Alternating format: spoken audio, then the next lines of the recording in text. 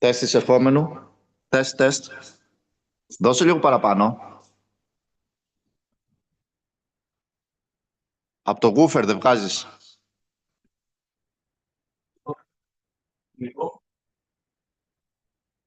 Ωραία, για μιλάει εσύ να δώσω ακούω. 1-2, 1-2, 1-2, 1-2, 1-2, τεστ. Ωραίος, ωραίος. Εγώ δεν μ' ακούω όμως. Καλά. Κάτσε να δω, speaker. Speaker. Τεστ, τεστ, τεστ. Αυτό δεν έχει άλλο. Εντάξει, δεν πειράζει. Για κάτσε να... Βγάλει το δικό σου. Το μικρόφωνο. Τεστ, τεστ, τεστ. Δεν ακούω τίποτα. Πού ηχείο πρέπει να πω. Όχι, άλλο λέω. 1, 2, 3, 1, 2, 3. Μ' ακούς. Ακούγεται καλά. Δυνατά. Είσαι σίγουρο. Εντάξει.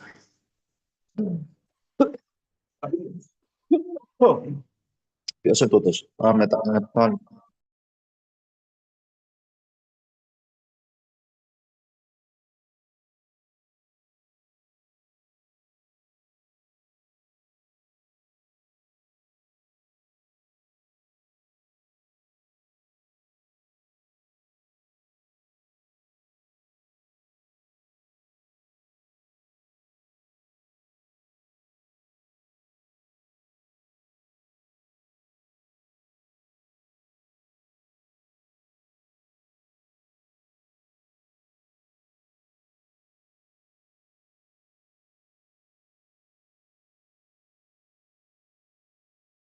Μικρός.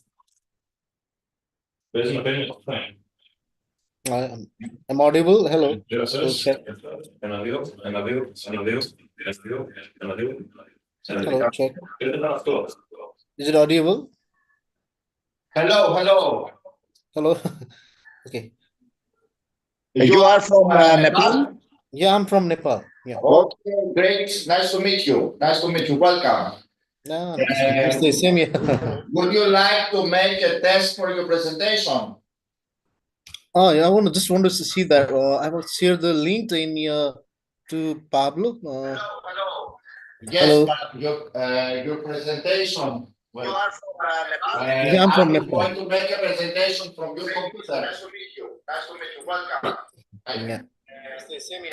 Are you going to make the presentation from your computer? Can you understand me? Yeah, I can understand you. So I'll just share my presentation. Let's Perfect. test. Okay. Okay. I'll just share it from my side. Yes. Thanks, Josicoma. Ναι, δεν έχω κρύψει τίποτα.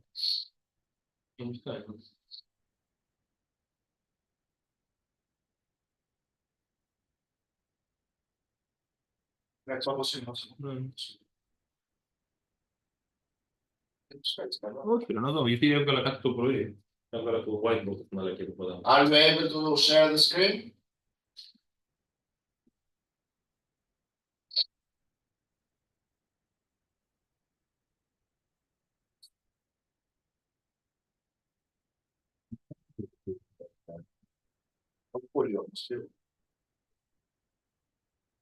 Yeah. Can you see my presentation there? Yeah. Okay. I guess. Yes. Yes. Can you please change 1 or 2 slides just to check that the slides are changing? Yeah. Okay.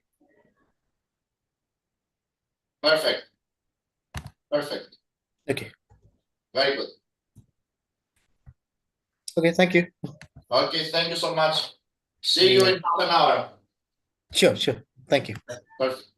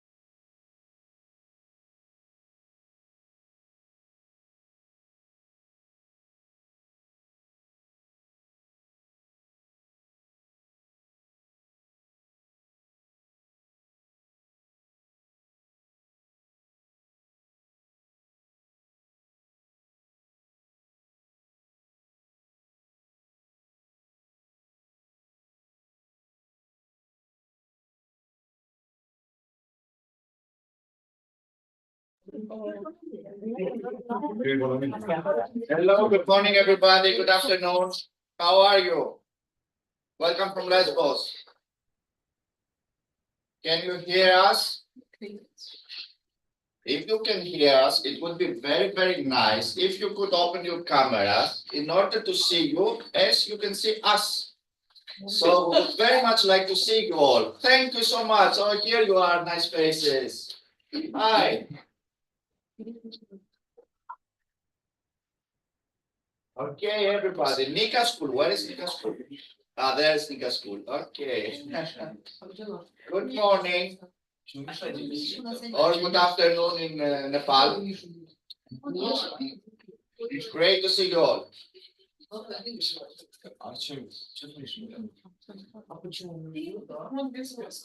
Can you hear us without any problems? Perfect. We will start in 1 to 2 minutes, okay? Okay.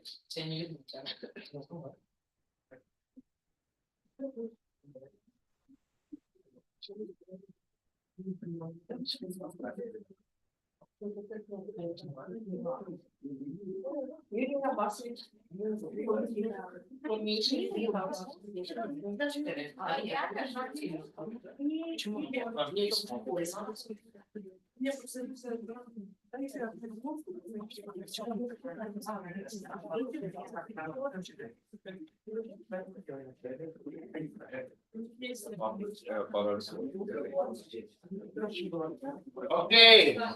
Hello, everybody, and welcome officially now. We're back here from Lesbos Island, UNESCO Global Geopark, to welcome the Swastishri Gurukul Nepal School. Everybody from Nepal, say hello. Turn on your microphone and say hello. Hello. Hello, everyone. Hello. We'd like to welcome Nika School from Moscow. Nika, make some noise. Where is Nika School? Hello, namaste. Okay, now you will hear some real noise. The British International School Moscow. Okay, and last but not least, certainly not least, the Model High School of Mytilene.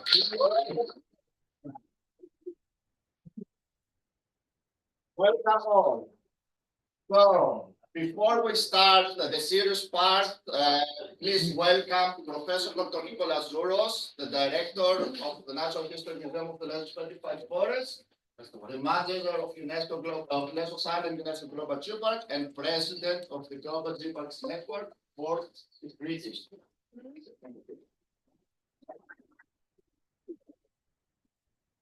Good morning. It's a great pleasure to host you here at the Department of Geography and to have the opportunity to speak with you and present you some interesting, I think, information regarding international cooperation that you are in reality implemented by your visit here, your collaboration with our school, the Lesbos, the Experimental Lyceum of Mytilene, which is one of our geopark schools. I would say the most active one and the most involved in activities with international cooperation. It's very, for us, is very important that we continue this collaboration in the frame of the Network of International Schools, which started last year and is continuing with your visit today. I hope that you find Lesbos Island interesting during these days, that you had the opportunity with my colleague Ilias Baliakos to visit the sites. And I hope that also the students from Moscow will remember their trip of last year in Lesbos. Thank you so much for visiting us. And I hope this will be a start for even more collaboration in the future, more contacts, because what we have here among the cultural things and the environmental things that we discuss with you is above all the understanding and collaboration between people, the creation of new bonds between students from different countries, and this will build a better society for the future. So thank you so much and welcome in Lesbos. Thank you, Professor Douros. Thank you very much. And now please welcome Professor Dr. Athanasios Kizos. Professor Kizos is the president of the Department of Geography of the University of the Aegean, which is hosting us right now here. Professor Kizos. Hello everyone, welcome to Lesbos. We're very happy to have you at our department. As I noticed, I'm at my free time, I'm also a runner. We say at running that the weather is a matter of ideology, the way you dress. I mean, and I see that you are not afraid of cold weather. So good work on that. We're very happy to have you here. We're very happy to be able to offer some part of the Department of Geography to students, and we're very happy to be able to offer you some of our expertise. We have been working with the Geopark and the Museum of the Petrified Forest for a long time, and we have been working with the Protopos School of Mytilene also for a very long time.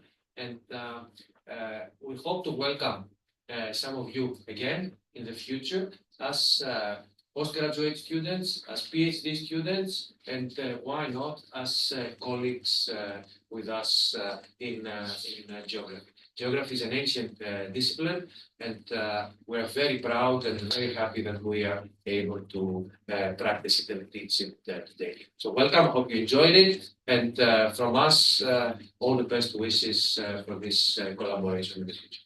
Thank you. Thank you. Thank you very much for this. And now we will start with the first lecture, which is coming from the president of Global Geoparks Network, Professor Douros, who is going to give you an insight on the work that is being done in the UNESCO Global Geoparks, on the activities that are being done all around the world. And of course, he's going to do quite a few slides also about Lesbos Island, UNESCO Global Geopark, which is hosted last year. So Professor Douros, have the floor. Hello. I will make a presentation just there. Grazie, sono avanti in informazione. Sappiamo perché.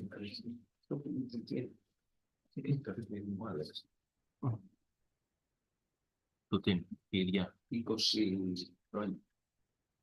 Tutto. Όχι, αυτό είναι το λέω, ανοίγει. Μισό να την κάνω share, να την βλέπουν και οι φίλοι μας.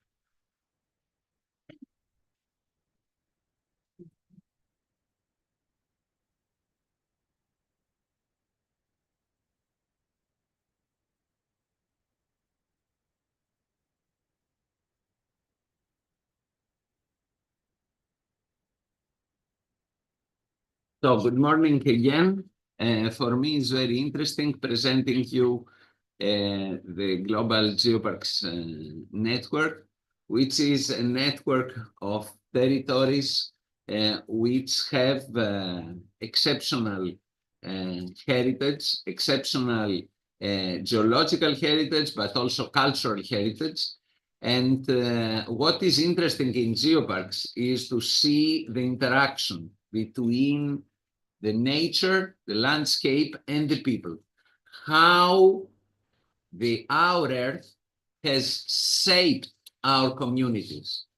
The human beings which have been established in different parts of the world are not the same everywhere. They are diverse. As diverse as our planet. Is different the people living in south and the north, in east and west, And all this reflects also the diversity of our planet. Our planet is not the same everywhere. And what global geoparks are trying to do as an initiative under the United Nations organization, an organization which respects the heritage of each one in this country, is to valorize this heritage, to explain why it's important to respect the heritage which exists in different parts of the world, why it's important to protect this heritage, and why it's important to keep this unique book, the only one, because there's only one copy of this book in the world, that explains the history of our planet, the long history of our planet, which is much longer than the history of human beings on Earth, because the history of the Earth is approximately 4.6 billion years, while the history of the human beings is much, much, much shorter. If we want to give an example of what is, how long is the presence of the human beings on Earth, and if we compare it with one day, if all the day, 24 hours, is the history of our planet, the history of human beings on Earth is just the last second of these 24 hours. Just the last second. And this is the title. I don't know if you have seen. I know that you visited and you have a very nice guided tour in our museum in Sigri. The title of the last exhibition panel, which describes the presence of the first humans in Greece, has a title, The Last Minute.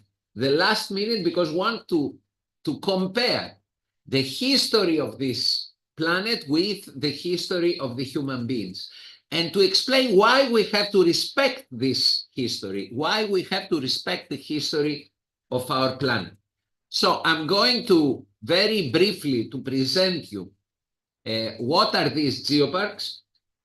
I'm personally very pleased that we have a geopark, unfortunately only one geopark in Russian Federation. I hope, and I'm working towards that, to increase the number of geoparks in Russia, as we have a lot of other geoparks in other parts of the world. So we are going to see this network. You see, this is Yangantau, the only till now geopark that we have in Russian Federation. And you see many dots around the globe. Of course, the biggest concentration is in Europe. We have a big concentration in Southeastern Asia.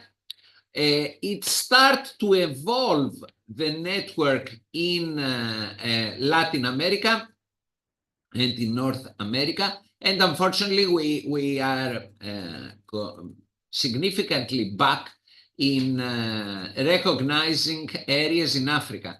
We know that in Africa it's more difficult to deal with these issues of protection of the geoparks and the geological heritage. But I have to tell you that the Global Geoparks Network, in which belongs Lesbos Island, in fact, it was one of the first 4 geoparks recognized in 2000 as geoparks.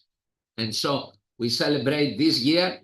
In June, we will have a big party because we will celebrate the foundation of the European Geoparks Network here in Lesbos in June 2000.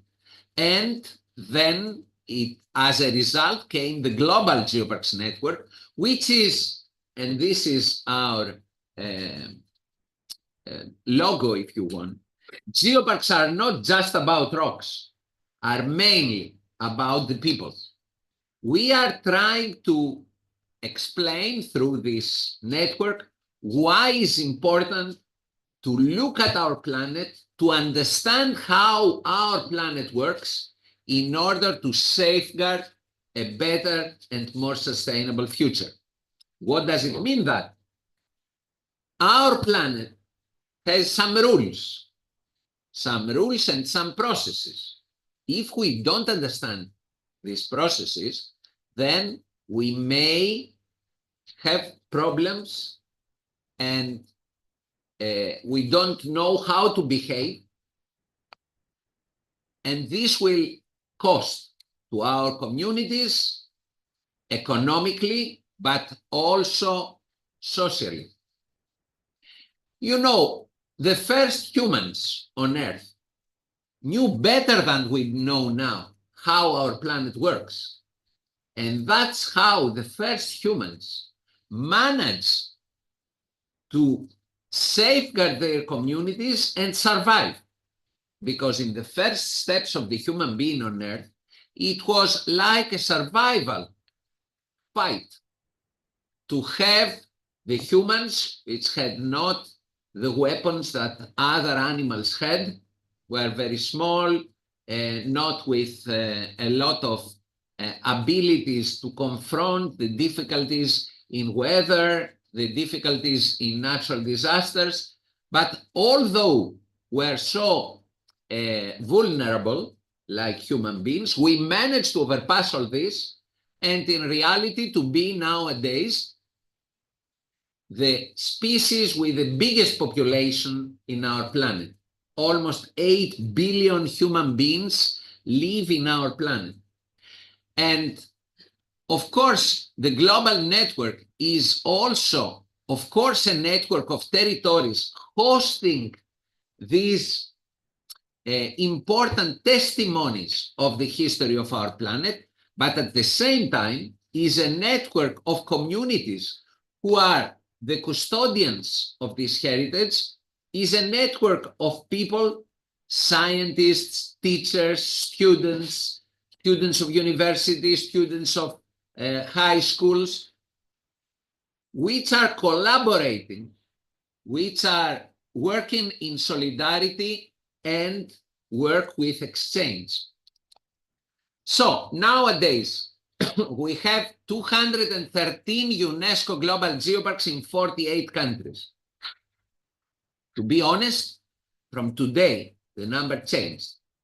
Because yesterday night, at 12 o'clock, I received a message from UNESCO that's saying that the new geoparks, the new 16 geoparks, have been officially recognized by a decision of the Executive Board of UNESCO.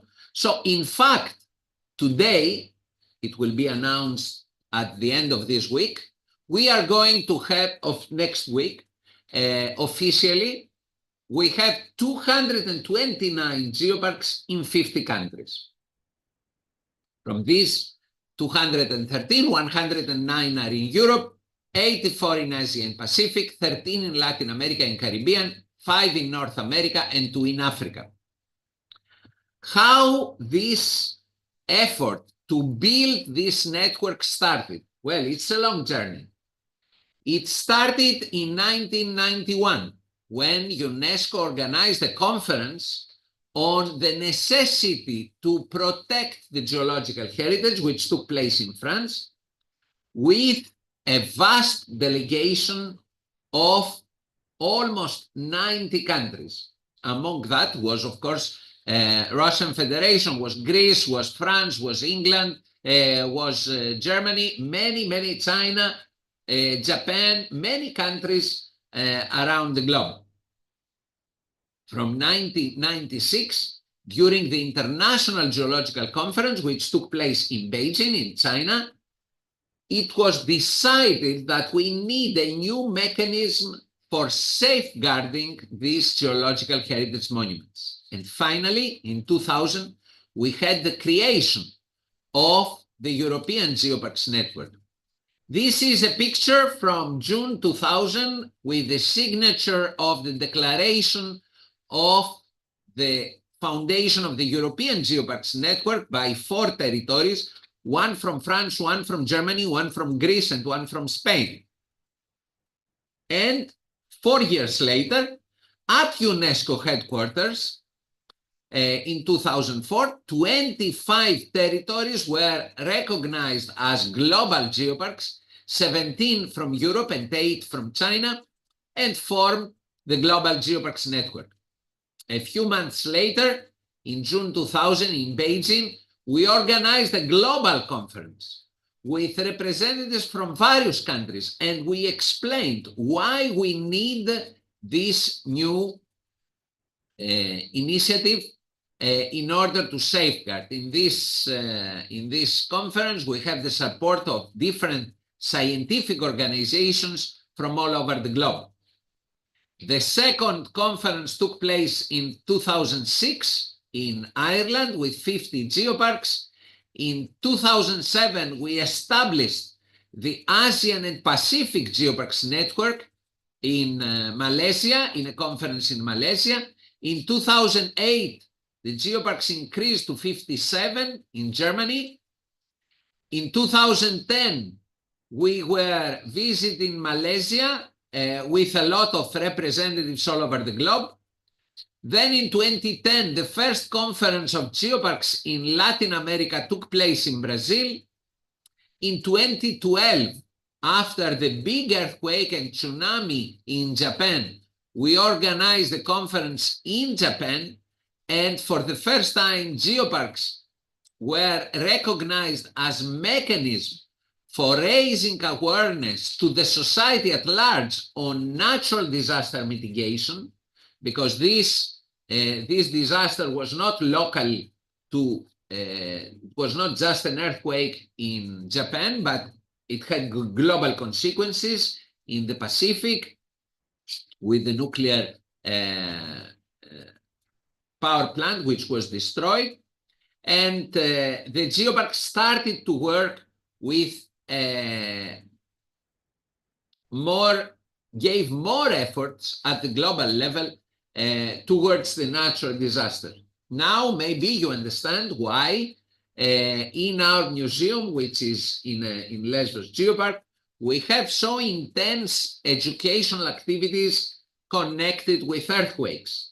And I'm sure that Ilias helped you to see the seismic table and to have an experience of important earthquakes. We organized several national networks. In 2014, we had the next conference, which was in Canada, with the people of First Nation, which opened this big conference.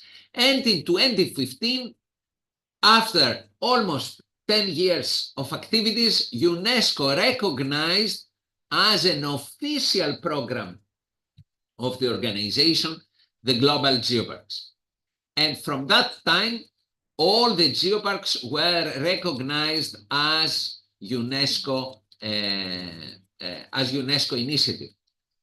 In 2016, we met all in England, in English Riviera Geopark, and we celebrate the importance of UNESCO recognition to our work. In 2018, we met all together in Italy, in the Alps, in Adamello Brenta Geopark. The 9th International Conference was organized due to COVID pandemic by electronic mode. You see the Assistant Director General of UNESCO opening the conference. And finally, our last conference in 2023 was in Morocco, with the presence of almost 213 UNESCO global geoparks. And this is one important element, is that during the conference, we had a strong earthquake in Morocco. So the last day of the conference stopped, and the participants of the conference gave blood for the blood donation for the victims of the earthquake in Morocco, showing the solidarity of all the global network with the people there. And this year, we organized for the first time our geopark in Cutralcura in Chile, in Latin America, and we are working in order to have more and more participants which will share their experience, their methodologies, their ideas on how we can manage properly our geological heritage, how we can manage properly our nature, because of course geological heritage is related with the ecosystems, and you have seen how strong connection during your visit in Lesbos is in between the geological structure of the island and the different ecosystems, because the different landscapes support the different ecosystems in Lesbos. And this will be the target for our next conference, which will be this year in September. Our network works with decisions-making body with the participation of all the geoparks, and this is the decision-making body of the executive board of our network. We also work with a lot of working groups dealing with geohazards, with geological heritage and geoconservation, with geodiversity and biodiversity, with the sustainable development, with tourism, with education, with insular and coastal areas, with indigenous people, with heritage, with international networking, with gastronomy, communication, and others. Our scope is, of course, through all the international activities, to emphasize how important is the collaboration between different nations. So, collectively, we celebrate international days, we support different events at the national and international level, and of course, we have a lot of communication tools. But permit me to say that education is the main pillar of activities of the global network. Why this is so important? It is very important because through education, we raise awareness from the young generation on these parts of the heritage. If the young generation are not aware of how important is this heritage, I'm afraid that we're going to lose it. We also have regional geopark networks like the European one, the Asian Pacific network, etc. And this year we met at the European level in Iceland, where it was ongoing a volcanic eruption in Iceland, and all the participants not only discussed the natural disasters, how important are the geological monuments, but also visited the sites which were affected by the active volcanism. They have seen the volcano erupting and the lava flow in the field, and it was really impressive, this experience. We also organize, this is a conference organized in 2019, in many places around the globe, and we, through networking, which play a very strong role in creation and development and success of geoparks worldwide, we try to build real collaboration. Yesterday, for example, we have a very, very interesting collaboration meeting between a school from Japan and a school from Lesbos. They are exchanging these two schools, and they are preparing for September the visit of the Greek students in Japan and the Japanese students in Lesbos. The Japanese students will come in November, the Greek students will go in October.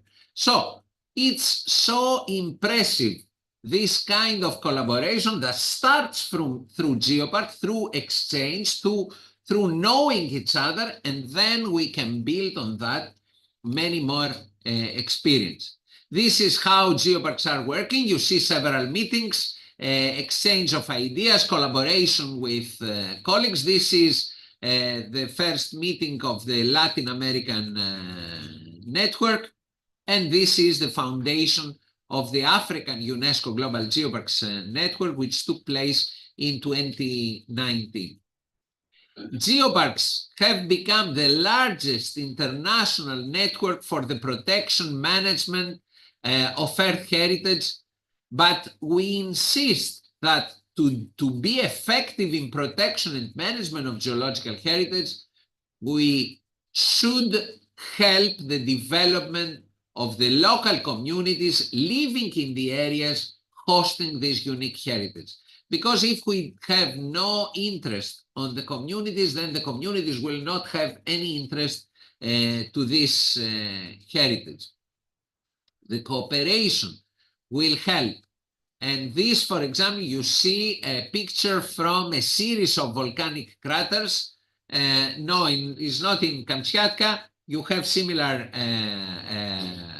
photos in Russia, but this is from Lanzarote, from the Canary Islands in Spain.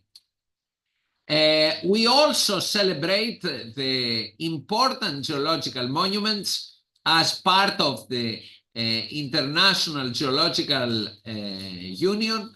We have the recognition of 100 most important geological monuments, and you have just visited during these days one of these 100 geological heritage sites, the best in the world, which is the Lesvos Petrified Forest.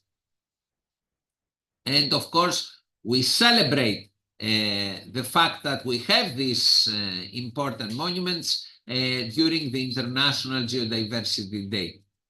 What I would like to emphasize about the geoparks, although I'm sure that you get this information from my colleague Elias during your stay in Lesvos, is that geoparks are not just working with heritage. Geological heritage, ecological sites, cultural monuments like churches, like castles, like archaeological sites, and intangible heritage of our communities. But they also invest to the human capital. You know, geoparks, as the geological heritage sites are most of them in the rural areas, in reality is a mechanism for creating new opportunities for the young people to find good jobs, to organize new activities, to have contacts, educational activities, to have contacts between universities, to attract visitors who never visited the site. And I'm sure that Elias mentioned that when we started in 1995, the number of visitors in the Lesvos Petrified Forest were all the year around 5,000. Since the creation of the geopark and the development, already in 2010, we had 100,000 visitors per year. And if it was not the COVID and other crises that this island faced, like the immigration crisis, like the COVID pandemic crisis, the economic crisis, this number would have been the double, at least. We are already back in the 100, we exceed the number of 100,000 in all the sites of the Petrified Forest last year. And this creates opportunities for employment. You have seen our colleagues, for example, you was guided to Nisiopi by my young colleague who started 2 years ago to work at the museum, and he's so good. And you went together to the small island of Nisiopi. Lukas is one of the young scientists who find work.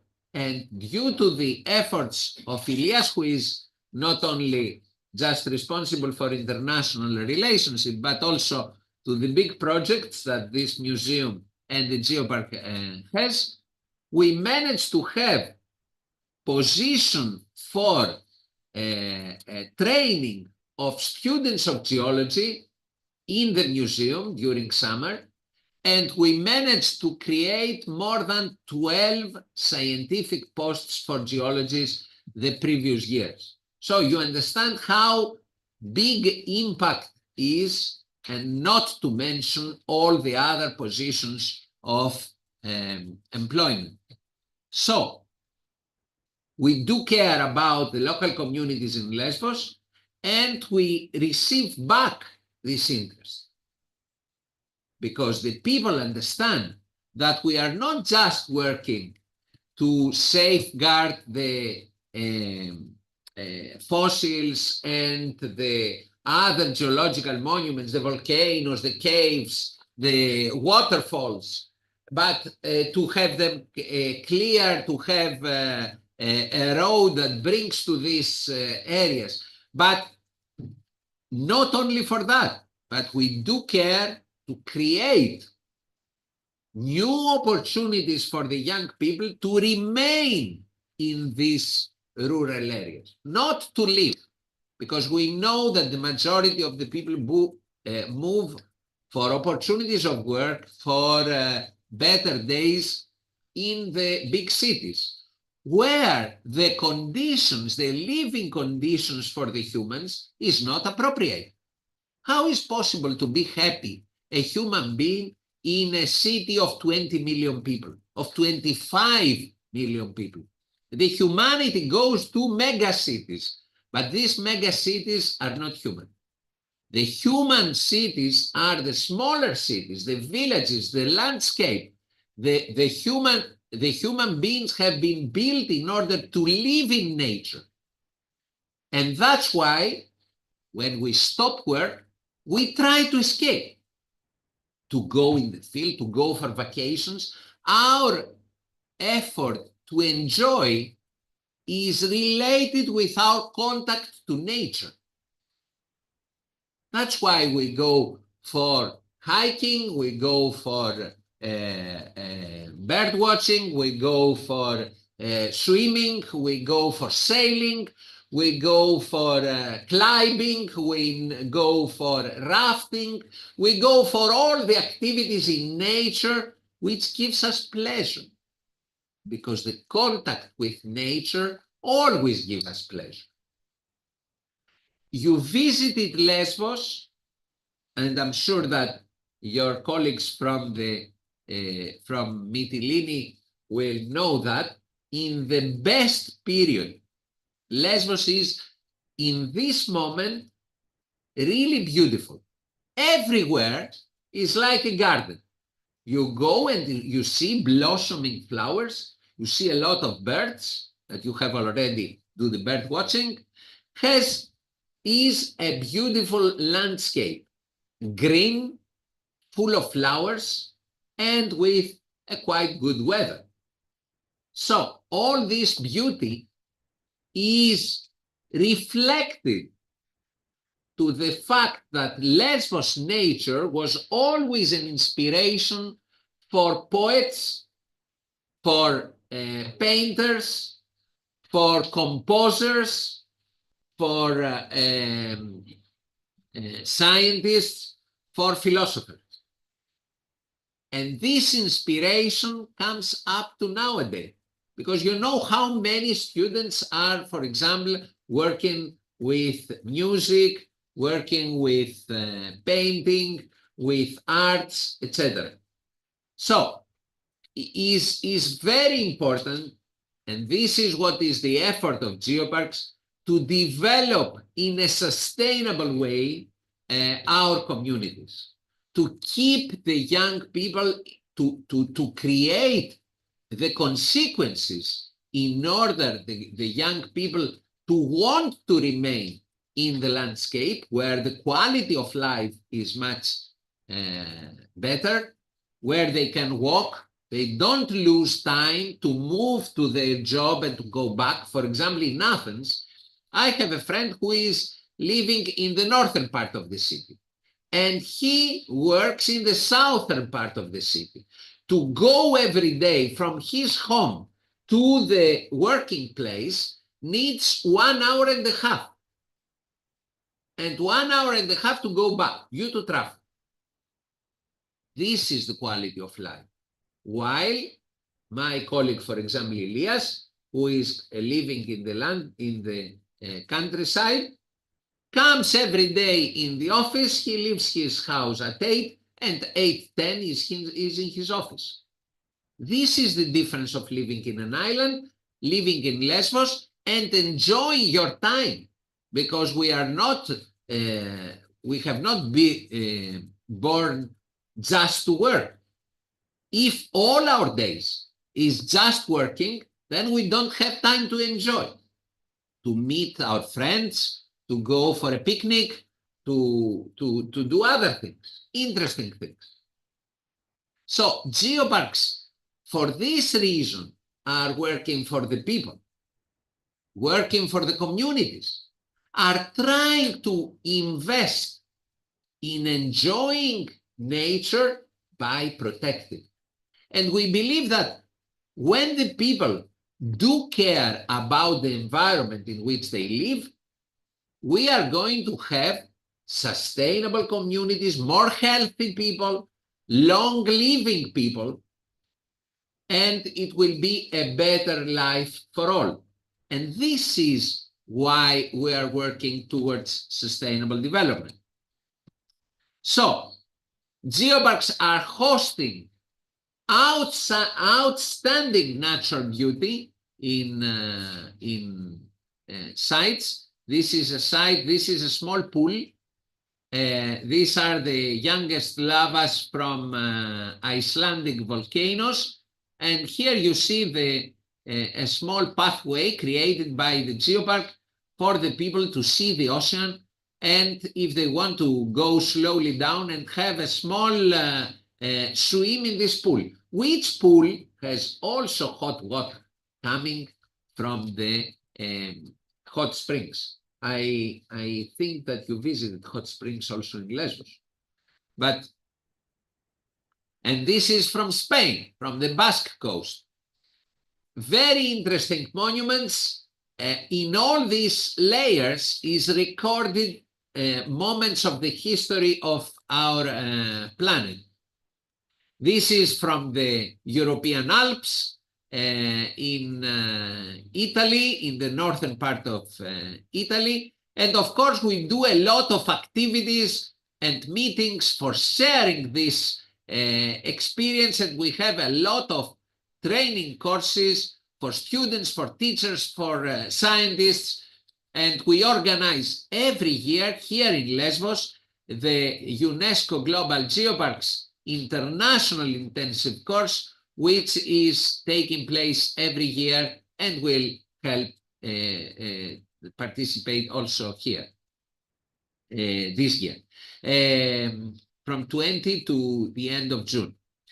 Geoparks are working for the Sustainable Development Goals, are working for the protection of geological heritage sites. Here is an example from Japan.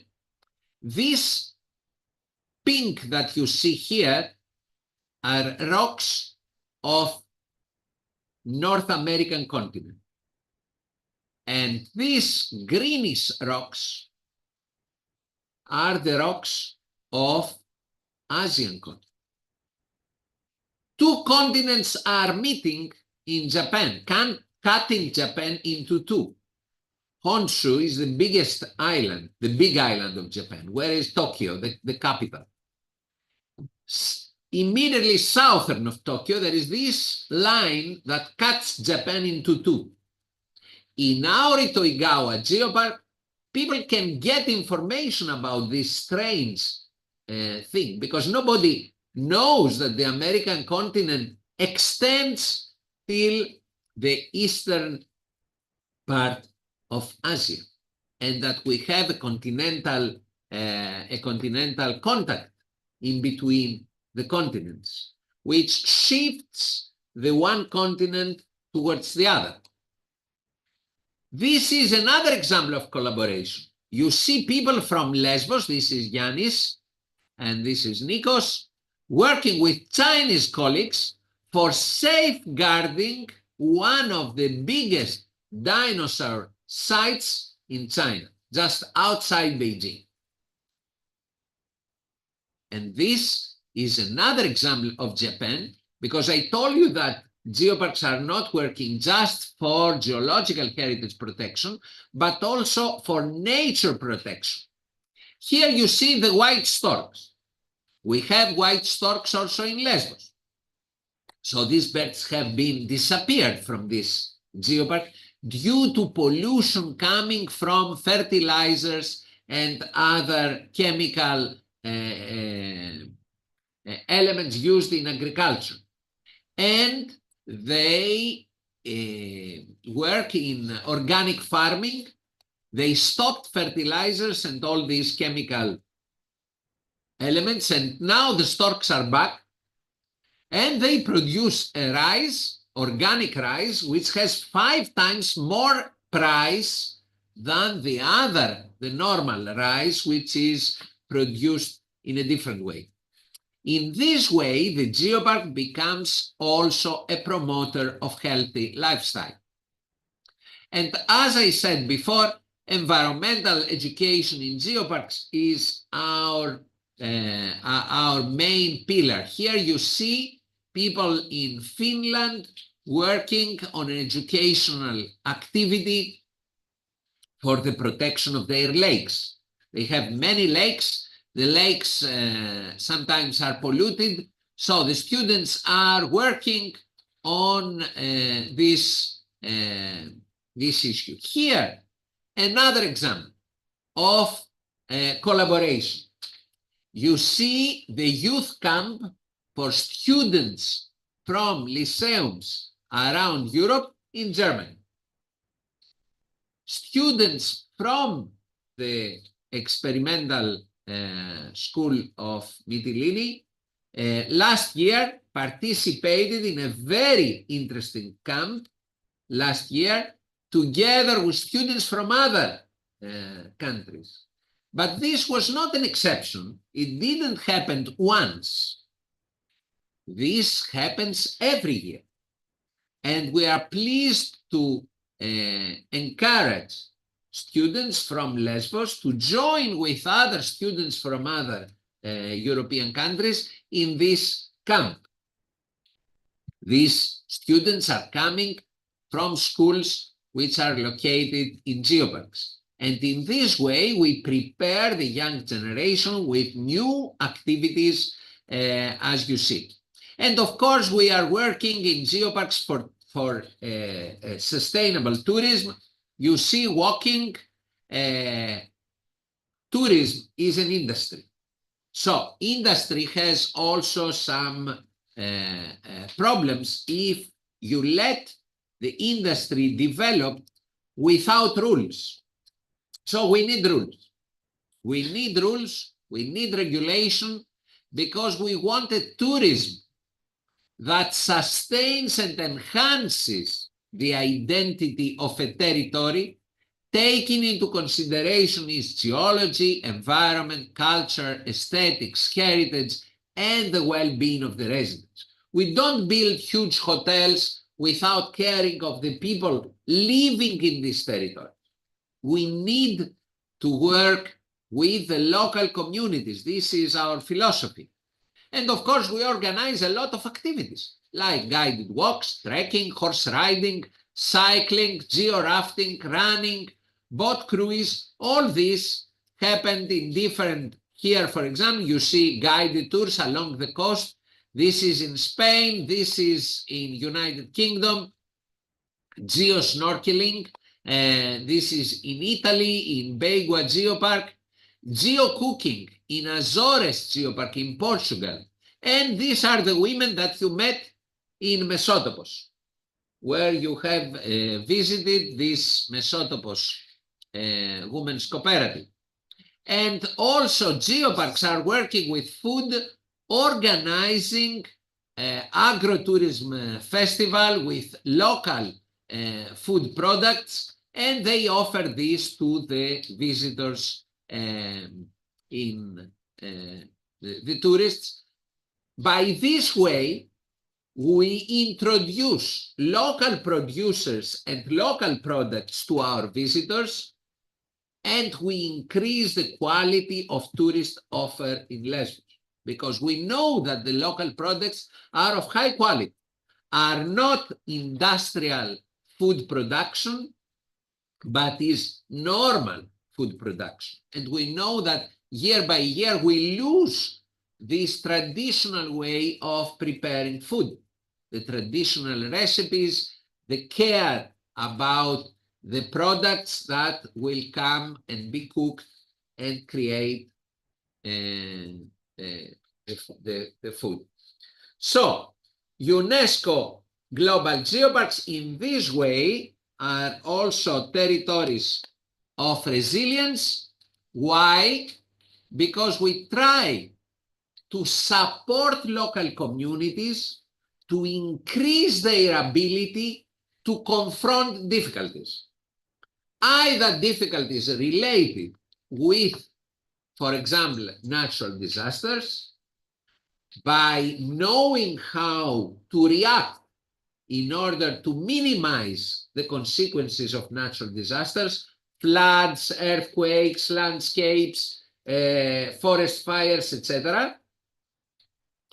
Increase the resilience because the young people will have the opportunity to remain. So you strengthen through geoparks the local communities. So in reality, it's a social project that helps the communities to raise their ability to confront difficulties related with the economic crisis, with the will of the young people to leave the landscape and go to the big cities.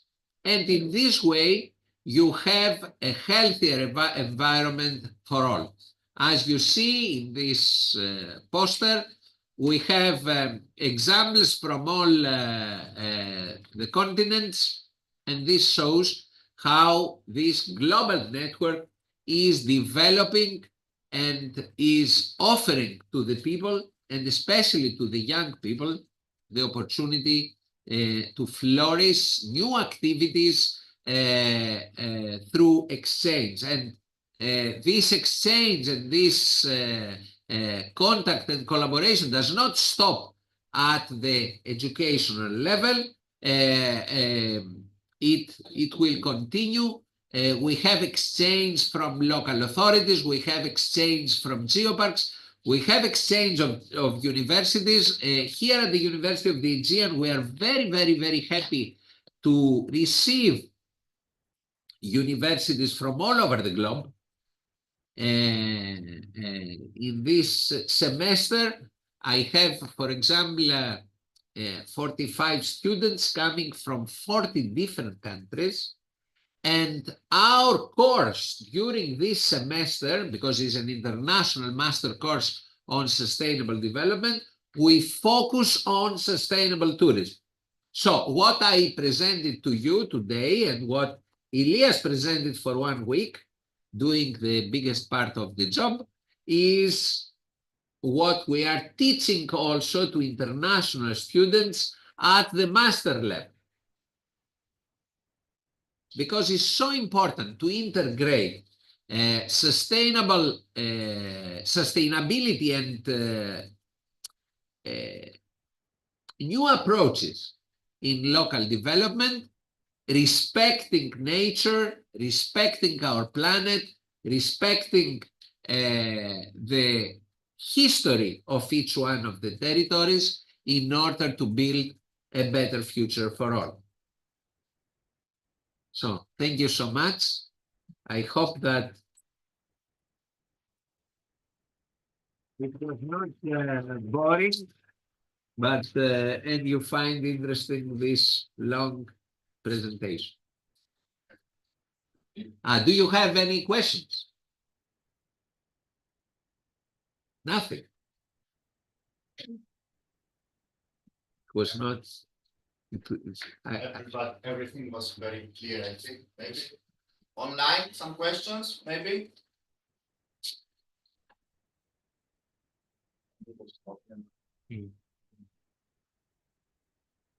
Okay. See no hands. Okay, thank you very much, Professor Yes. Ross. Really very interesting this trip around the world and to discover what geoparks do, are doing, have done, and will continue to do. But I think that the last months you have also researched and find out what geoparks do and found several secrets and hidden gems of them. And it's time, it's your time now, it's your turn to present what you have done, what you have discovered, what your results are. And we will start from the school that is not very close to us. We will start from Nepal. And the first who is going to present what they have discovered in the UNESCO Global Geopark sites is the Swastishre Gurukul. I'm terribly sorry if I pronounced the school name wrong. So please, the floor is yours. Hello, am I audible? Okay. Namaste and greetings. We are Team Nepal from Swastishri Gurukul here to present to you the prospective UNESCO Global Park sites in Nepal. We'll be taking you through geoparks and their relevancy to Nepal, the sites we propose to be geoparks, about the sites, plans for conservation for said sites, and finally conclude our presentation. Next slide, sir. All right, so obviously we've gotten this lecture already, but since to be on the same page, what are geoparks? Geoparks are special areas with important and valuable geographical characteristics. There are, as mentioned, there are 213 geoparks found in 48 countries throughout the world, and unfortunately, Nepal is not one of those countries. Today, we are here to show you the sites we believe should be the geoparks in Nepal. Now, over to you, Parshi. Namaste and greetings to everyone. I am Parushi from Nepal, representing Swastishri Gurukul, and I'm going to be talking about Nepal and the sites of Nepal today. So, the Nepal is known as the land of Himalayas, as we have 10 highest mountain peaks, which is one of most. We have Mount Everest, the highest peak of the world, and we are very rich in culture, a vibrant blend of Hinduism and Buddhism, and the birthplace of Buddha. Geographical diversity.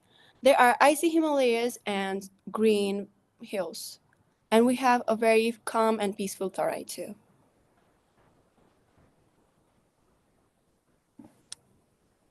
Over to you, Arshia. Hi, namaste. I'm Arshia. Today I'll be talking about Nepal's geography. Nepal's geography is a highly diverse land, plains in the south, rolling hills in the central region. This is varied in range landscapes and tropical forests. Over to you. Hi everyone, Namaste. I'm Riti Shrestha and I'll be talking about why Nepal. There are many reasons. Some are unique geography. Kathmandu Valley's locations highlights the massive impact of Himalayas to the north, which dictate the climate and rivers. These mountains aren't just tall, they're a result of huge tectonic activities. Valleys like Kathmandu are often former lake beds or carved by powerful Himalayan rivers like Koshi and Gandaki, which have created deep gorges. This combination of high mountain valleys and strong rivers creates Nepal's beautiful and geologically important landscapes. Number 2, varied geological formations. Nepal's geology tells this long story from ancient seas, from ancient sea fossils in Himalayas to earthquakes we still experience from tectonic shifts. The hills around Kathmandu show evidence of folding and faulting. Heading south, the younger seawall hills are rich in fossils. This incredible variety across vast times and geological forces make Nepal a special place to study Earth's evolution in a compact area. Number 3, culture richness and biodiversity. Nepal's vibrant culture is deeply connected to its stunning geography, influencing where people live and how often they use resources across its diverse landscapes. This culture richness often reflects the amazing biodiversity found in the different altitudes of Himalayas. The constant charge in both human society and nature in this earthquake-prone region shows how interconnected global systems are. And my final point, potential for geotourism and education. Nepal's stunning scenery and amazing geology create a huge opportunity for geotourism where beauty meets scientific understanding. Educational trips could show students firsthand evidence of plate tectonics, fossils, and the impact of mountains and rivers. Picture-guided tours explaining the geology of landscapes and how Kathmandu deals with earthquakes in such an active area. This kind of responsible tourism can appreciate and protect Nepal's unique heritage while also benefiting local communities and boosting global learning. Thank you.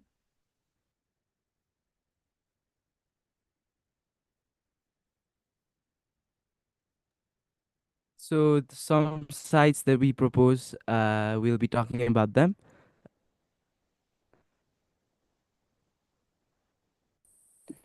The sites we've proposed are Kaligandagi Gorge, Tansen Budwal Papa region, Langtang Valley, Chure Hills, Shivalik Range, Orvan Valley, Makalu Barun region, Rara National Park region, Jajarkot Surkhet region, Pokhara Valley, and etc.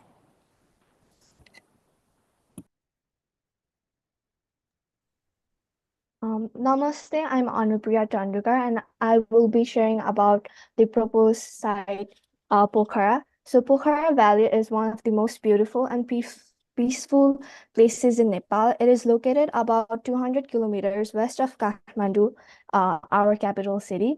So the valley is surrounded by green hills and clear views of the snow-covered Himalayas, including famous mountains like Machapuchhari, mostly known as Fishtail, and the Annapurna Range. One of the main attractions of Pokhara is Feva Lake, where people can do boating and see the reflection of the mountains, enjoying the view. There are also many other lakes like Begnas Lake and Rupa Lake. The city has beautiful waterfalls like Devi's Fall and caves like Gupteshwar Cave. Pokhara is also known for adventurous activities, as tourists can go paragliding, ziplining, trekking, hiking, or even bungee jumping. It is also the starting point for treks to the Annapurna region. So now I would like to share about the geographical. No, can you? Oh, yeah. The previous slide, please. Previous slide, please. Now I would like to share about the geographical significance. So Pokhara is best known for its amazing view of the Annapurna mountain range. On clear days, we can see clear snow-covered peaks like Annapurna and Machapuchhari from the city. Machapuchhari, Fishtail, and Annapurna ranges like Dhaulagiri and other mountains look very close and beautiful, especially in the morning when the sun shines on them. Next, Pokhara lies on an old important trading route that connected China or Tibet and India in the past. Traders used this route to travel and exchange goods like salts, clothes, and spices. Because of this, Pokhara became a resting place for travelers and a center of trade. So next is the Seti Gandaki River, most referred as the White Gandaki River. So in the southern part of the city, the Seti Gandaki River flows right through the center of Pokhara. As it moves, the river has made deep gorges and formed several caves over time. Last but not least, Pokhara Valley, located about 822 meters above at sea level, having a mild climate, which makes it comfortable for living and tourism. It offers the stunning views of Himalayas. The height also supports fertile land and a good water supply from rivers, which helps in farming and daily life. This makes Pokhara both naturally beautiful as well as practically beneficial. So Pokhara's unique natural features, culture, potential for education and ecotourism makes it an ideal candidate for a geopark. Now I would like to hand over to Riti. Meeting UNESCO's criteria, there are many points. Some are: 1, historical value. Pokhara served as a vital place for trade between India and Tibet, facilitating the exchange of goods and the ideas for centuries. This constant interaction led to fascinating fusion of culture, practices, and architectural styles that are still evident in the city's fabric. My second point, cultural significance. Pokhara is a unique confluence of Hindu and Buddhist traditions, often making harmonious in shared spaces. The natural geography is deeply revered, with lakes considered holy, caves as places of worships, majestic mountains symbolizing divinity, and rivers representing the lifeblood of the valley. My other point, local value. Pokhara is cherished by its residents for its vibrant cultural heritage, expressed through lively festivals, unique ethnic traditions, and local artistry. Its thriving tourism sectors not only fuels the economy but also showcases the region's breathtaking natural beauty in culture richness. Additionally, locals of Pokhara Valley utilize its unique geography for agriculture on fertile plains, tourism activities around the lakes and mountains. Thank you. Over to you, Sufi. Namaste, I am Sufi Bratoki from Swasti Gurukul, speaking on behalf of Nepal. I would now like to take this opportunity to speak about the geographical challenges faced in Pokhara Valley, Nepal. So the first point given here speaks about limited road access, as rural communities around Pokhara still don't have proper road connections. This makes it really hard for people to access basic services and limits the reach of tourism and conservation efforts. The second point speaks about landslides during monsoon, where every monsoon season, heavy rainfall triggers landslides.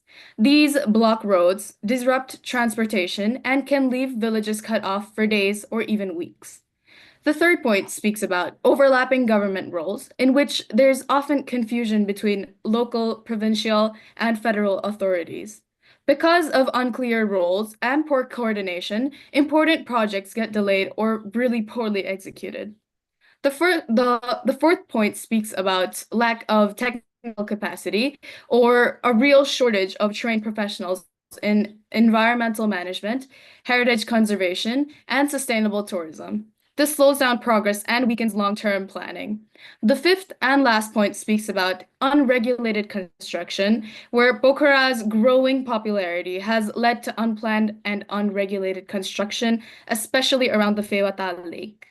This not only affects the natural beauty, but also threatens the environment.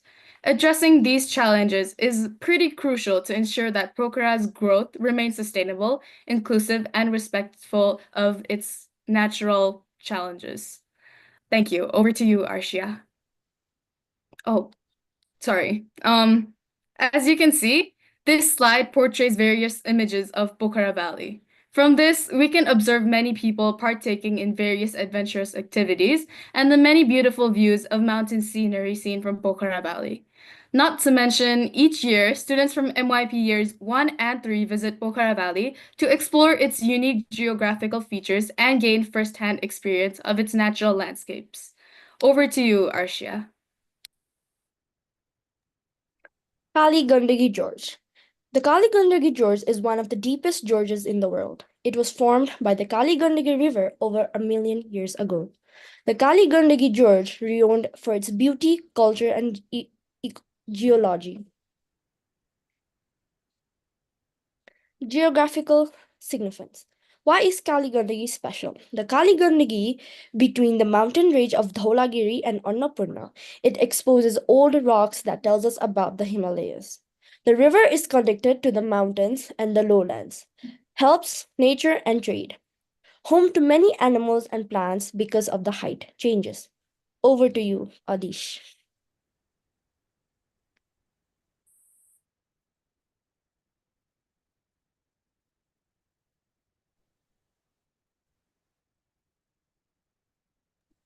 Over to you. All right. I'm sorry.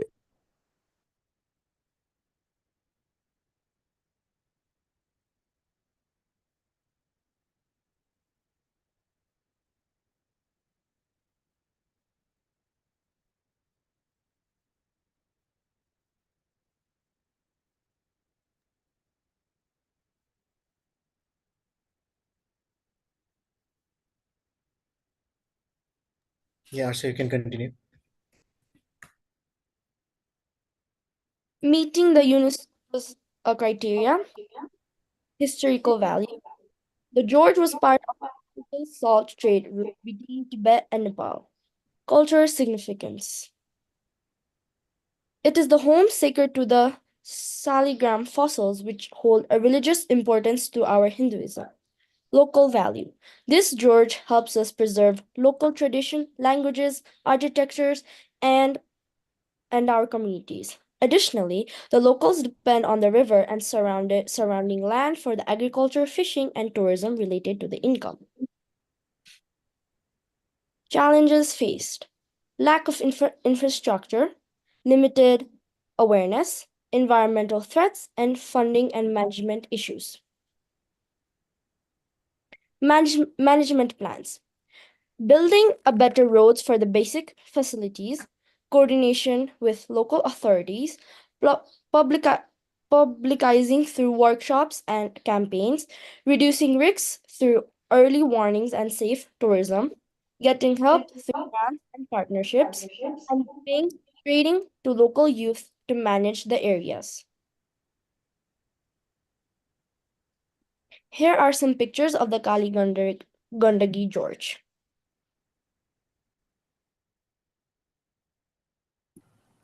So now I'm going to be talking about the Chure Shivalik Hills region. The Chure region is situated between the two beautiful hills and climbing Tarai. This region covers 1,47,516 square kilometers of the total land area of Nepal. It is also known as the Mahabharata range. The range also is known as Shivalik. In Nepal is rich in vertebrate fossils, particularly in Suraikola and Ratakola areas. These fossils include the Ramapithecus and Stegodon, and Crocodilia date back to 20 million and 2.5 million years ago. Let's talk about the geographical significance. Sir, already go slide. The previous one. Yeah. 1. Fertilized Tarai soil. 2. It records Himalayan histories and is also known as one of the youngest range of Nepal. Contains variable fossils and suitable for research. Next. Now, let's discuss about some facts of this region. Location between Tara and Middle Hills stretches east to west across 36 districts in Nepal. Now, talking about the geology, made of loose sedimentary rocks prone to erosion and landslides. Importance. Key watershed area supports many diverse ecosystems. Conservation, protected under the President Chure Tarai Madhes Conservation Program. Now to you, Jocelyn.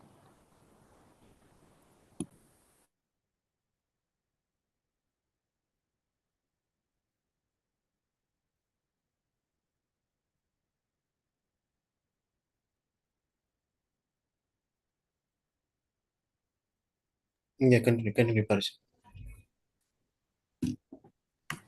Okay. So now we're gonna be talking about the. I'm sorry. A minute. Yeah. Now we're gonna be talking about the meeting UNESCO criteria portion. Unique geology, Himalayan formation is evident. Exceptional biodiversity, rich variety of flora and fauna. Cultural heritages, strong local traditions linked to the land, as Nepal has a lot of cultural diverse. Stunning landscapes, high aesthetic and scenic values. Combined assets, valuable natural and cultural resources. Next slide. Challenges and strategic recommendations. However, there are some challenges for Chure to face before being classified as a UNESCO geopark. The environmental side of the challenges include problems such as deforestation, over-extractions of resources, erosion, and water scarcity. The place also suffers from poverty, resource dependence among the people, and importance of government system, making the overall socioeconomic status there poor. However, there are some strategic recommendations that might help in the favor of Chure to be classified as UNESCO Geopark. First, we be the restore of natural resources, thereby managing them sustainably. Another will be to support the people creating jobs, helping sustain themselves and not to be dependent on the resources. Moreover, improving the overall governance of the people and the place by enforcing rules and better planning will favor Chure a lot. Thank you.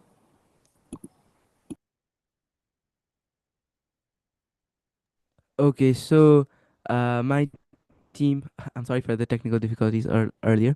My team, we've talked about how some places in Nepal have match the criteria to be the UNESCO World Geopark site.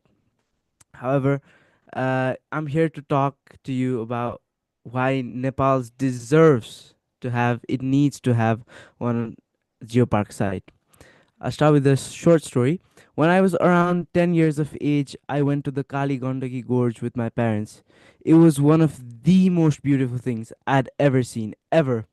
And I remember thinking to myself that when I grow older, I tell the world about this place. And here we are.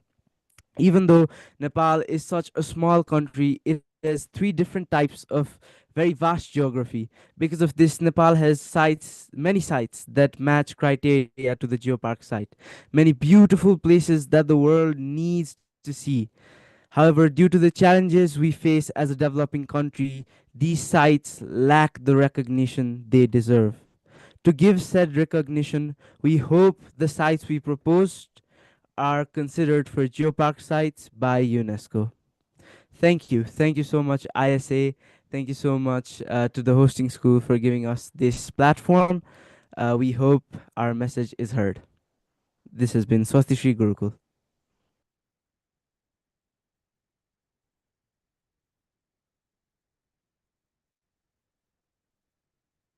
Thank you so much for giving us the opportunity to travel to the roof of the world, magnificent sights of Nepal. Are there any questions from this room or online about Nepal?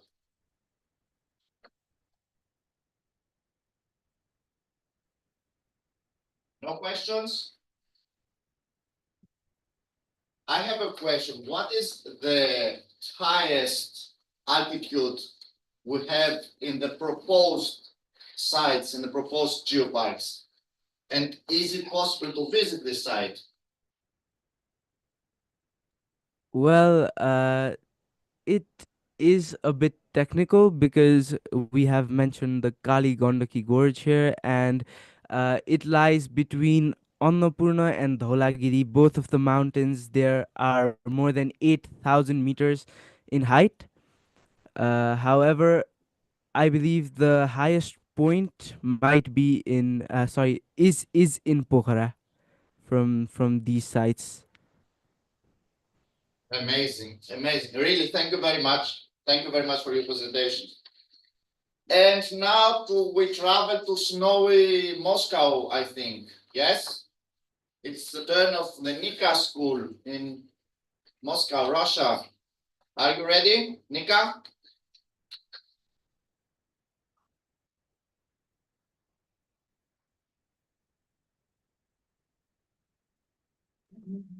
Perfect. The floor is yours.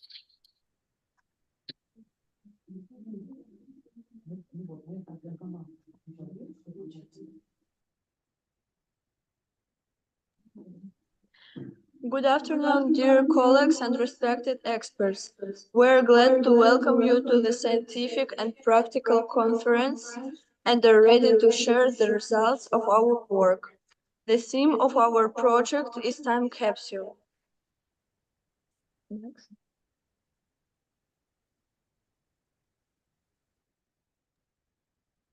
Our friendly team consists of 8th grade students united by love for nature, geography, and computer science, led by the project manager teacher of geography, Pivova Svetlana Alexandrovna.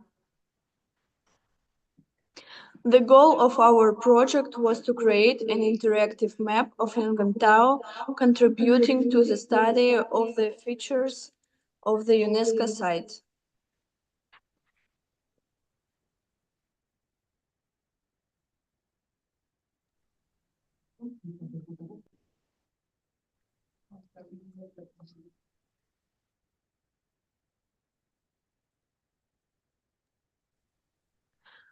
We invite you on a journey to the border of Europe and Asia, to the Salavat district of Bashkortostan, where we discovered the secrets of the burning mountain Yangantau. Near the non-freezing spring of Kurgazi, hot steam rises from cracks in the sunlit ground, so hot that bark or chips thrown in ignite within a minute. This was described by Peter Simon Pallas, who studied the Urals in 1770. Since then, 33 theories have tried to explain the mountain's heat, leading to hundreds of studies, including 54 doctoral and 317 candidate theses. Still, no single explanation exists. What's certain is that the mountain's warmth has healing properties and can be experienced at the local balneological resort. The Geopark was created in 2017 and received UNESCO status on 7th July 2020. What made UNESCO recognize this territory? The answer lies in Mechetlina. For geologists and paleontologists, it's a true treasure. Fossils of extinct animals and records of Earth's formation. The Geopark holds over 20 geological sites, 3 of international, 10 of national, and 21 of regional significance. The Geopark covers 1,700 square kilometers. Its most popular route is rafting along the Erosion River, leading to Indrisovaya Farch, where ancient rock paintings remain. Natural windows in the cliff offer stunning panoramic views.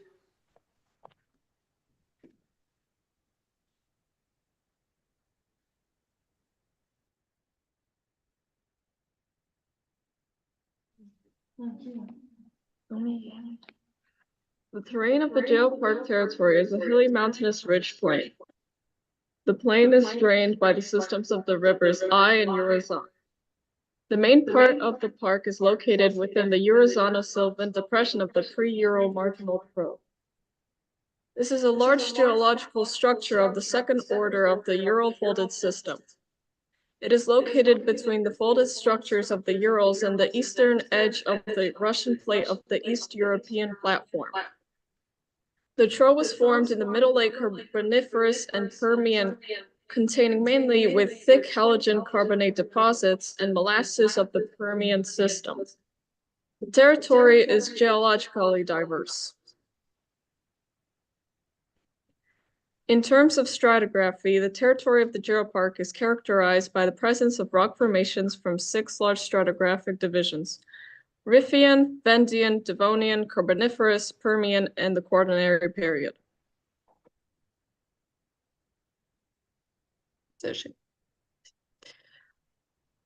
We have done a comparative breakdown of the main stratigraphic subdivisions that you see on the screen now.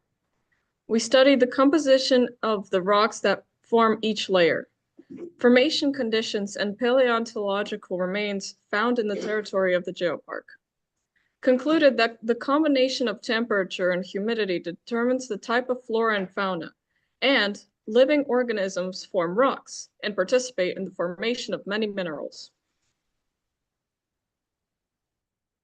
Today's flora and fauna of the geopark are represented by the bare snows of the forest steppes and the steppes. There are no factories or plants polluting the land and water. Thanks to this, the geopark is rich in 78 species of animals and plants, listed in the Red Book, and includes more than 9 natural monuments. During our research, we made the drawings of animals and plants from the list of the International Union for Conservation of Nature and the Red Book of Russia, and compiled them into a brochure.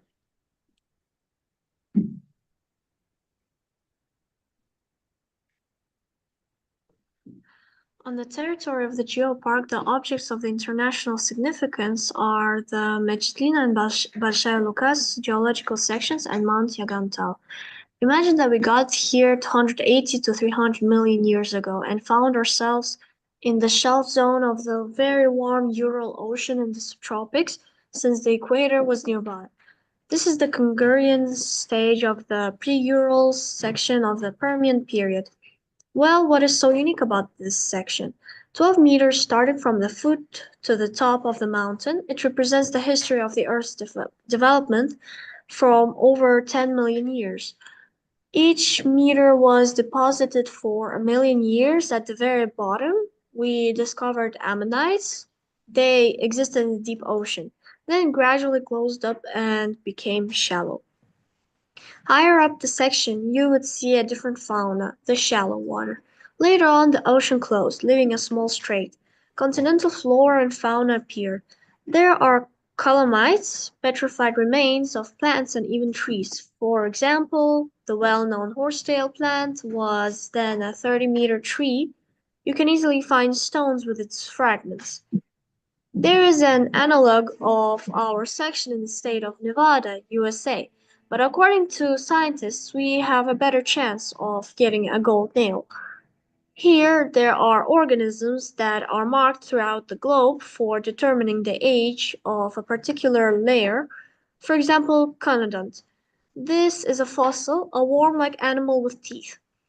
Compared to the American section, our deposits are well preserved along the entire line, and there are more of them at different points of the Earth where organisms of a certain period are best represented. A standard gold nail is driven in, and the rocks are compared with the standards in these parts for plant and animal remains.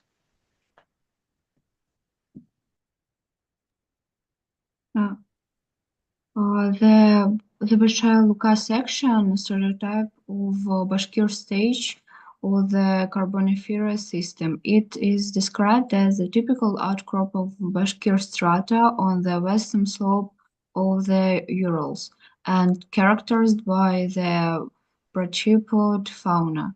The big onion in Kazan belongs to the laclinic type. A special feature is the phenomenal structure of the Bashkir stage, carbonated at the bottom and mostly terrigenous at the top.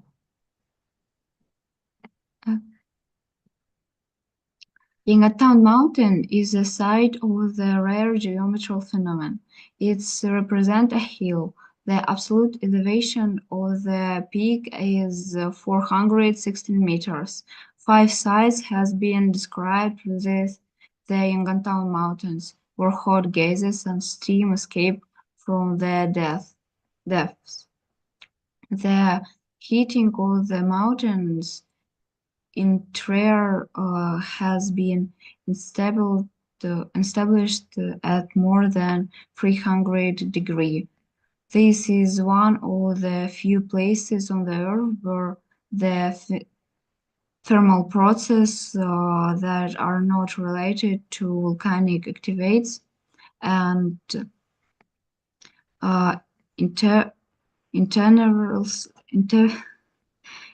intensively manifested in platform conductions.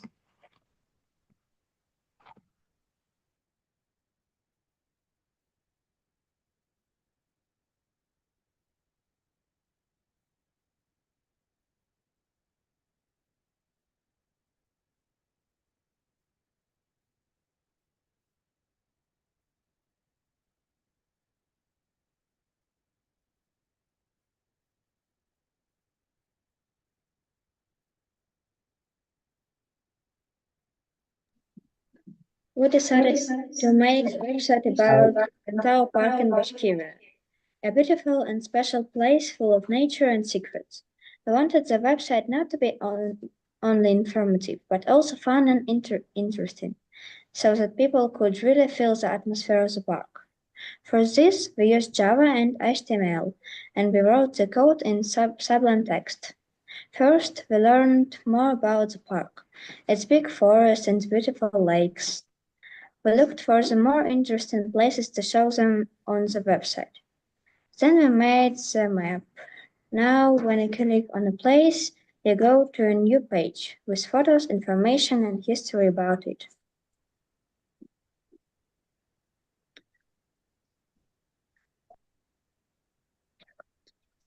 This was an important step. We wanted to make the map not just a picture, but a useful tool.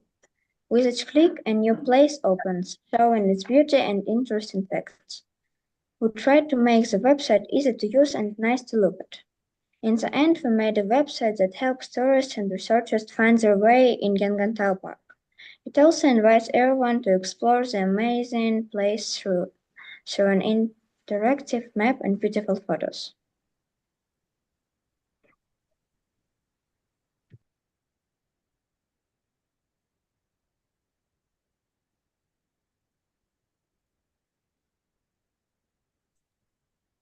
In the park, local people have set up an ethnodome.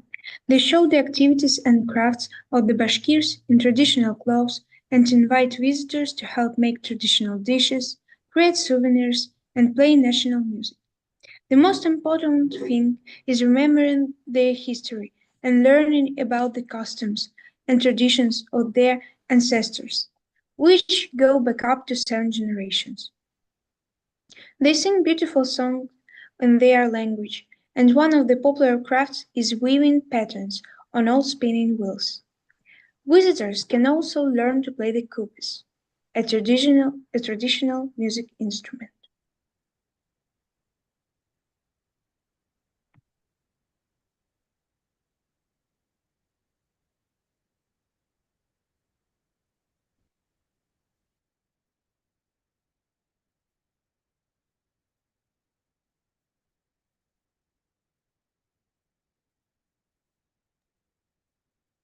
Not long ago, I had the chance to join an ethnographic expedition where I learned about traditional Bashkir beekeeping. This is one of the oldest forms of beekeeping. I visited a real Bashkir village. Their ancient traditions are still followed. National patterns are embroidered on pillows, and traditional food is cooked. I also brought back some delicious recipes for national dishes passed down for generations. On the screen, you can see the Kazamis holiday, which celebrates the goose. The main idea of holiday is to prepare goose meat for later use and to make pillows for future brides. And now we would like to give the floor to our young researchers.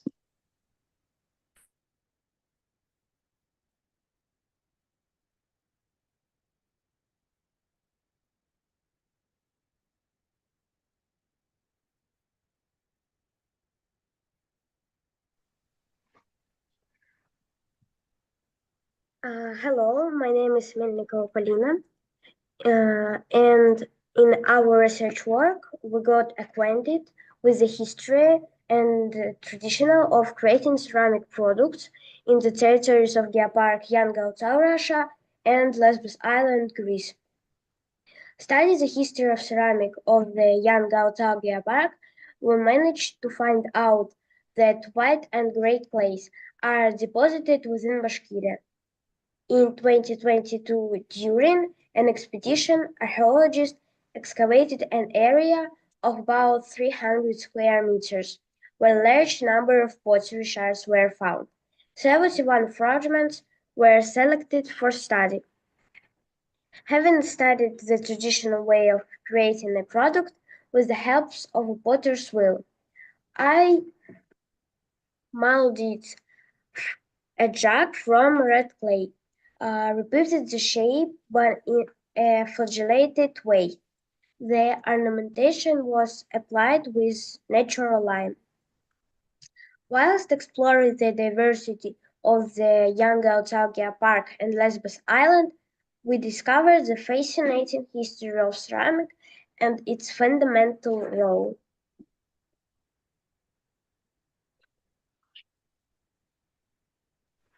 Hello, my name is Berdiva Maria.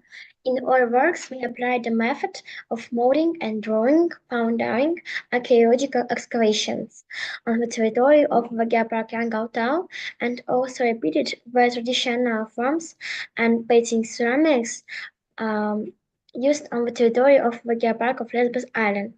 The pottery workshop on the island of Lesbos was recently inscribed on the UNESCO World Heritage List. Dimitri's sources were raw materials for his pottery here on the island. He uses olive pits to fire the kiln and natural lime to color the ware. All the patterns traditional as are the shapes of the pieces.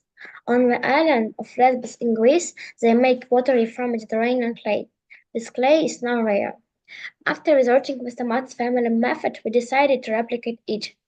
I molded a plate out of red clay. The plate dried a little and then the ornamentation was applied with liquid covered clay and gobs.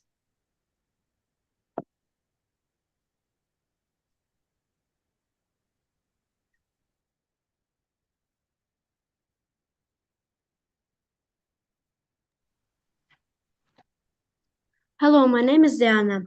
We have found out that ceramics from the Bashkiras is quite rare. The discovered shards are mostly unique. Remains of molten earthenware, which is decorated with rope and comb ornamentation, were found on the territory of settlements. Having studied this method of creation of the product, they replicated the form of earthenware. For this purpose, I took clay and using the flagellated method of molding made a vessel similar to the one that was found. Similar to the one that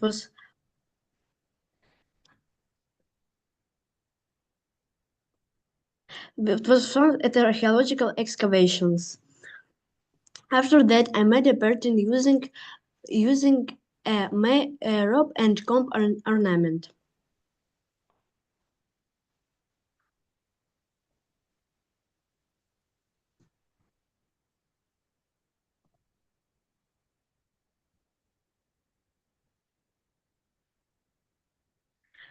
The products created by the Stamatis family combine both the traditional ceramics of Lesbos and ceramics of Kanakkale.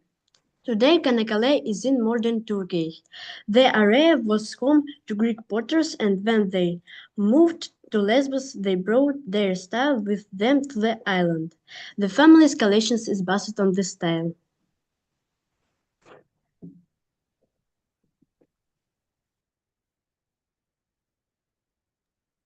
Hello, my name is Kira. Any research and archaeological excavations help to know the history of a place, the life of people, their life, occupation, and the craft. We have studied the history of the ceramic of Lesbos, and we learned that the two families of Koudis and Stamatis are the custodians of the tradition. We learned that the craftsman Dimitris Koudis used traditional ancient techniques that have been included in the National List of Intangible Cultural Heritage. His work is more than just creating ceramic, it is preservation of history. We traveled into the world of ceramic and learned about its ancient technology. Pottery has evolved a long way, but its essence has remained unchanged.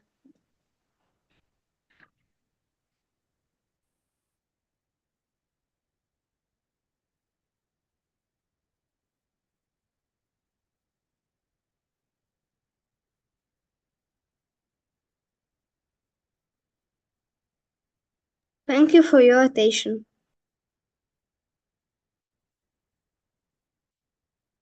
Have you get questions? Amazing presentation. Are there any questions? Yeah, questions? No, online questions? Really amazing. I mean, I found it fantastic that you combined Yangatao, Turkey, North Turkey, Greece, the pottery and everything. That's a really, really great job you have done. Excellent. Thank you so much. Okay, now we're coming here and we're going there. So the next presentation is coming from the British School, International School in Moscow. Half of them, or some of them, are actually here. So we will have a combined presentation. Okay.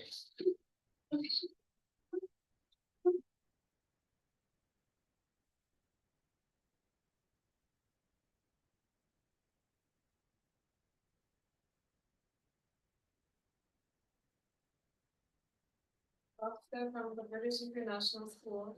I am Einar Gildor from British International School. I am Alexei Kudkowski from British International. I'm Mitch Bowen from British International School. I'm Paulina Reinigo from British International School. Good morning, everyone. We are happy to participate in the Global Geopark Sites UNESCO project. As we are from Russia, we have decided to pick a geopark which is called Yangantau. It is the only geopark in the territory of our country, which is a part of the UNESCO Global Geopark project. While studying the park, we looked at it from three perspectives: history, geography, and culture.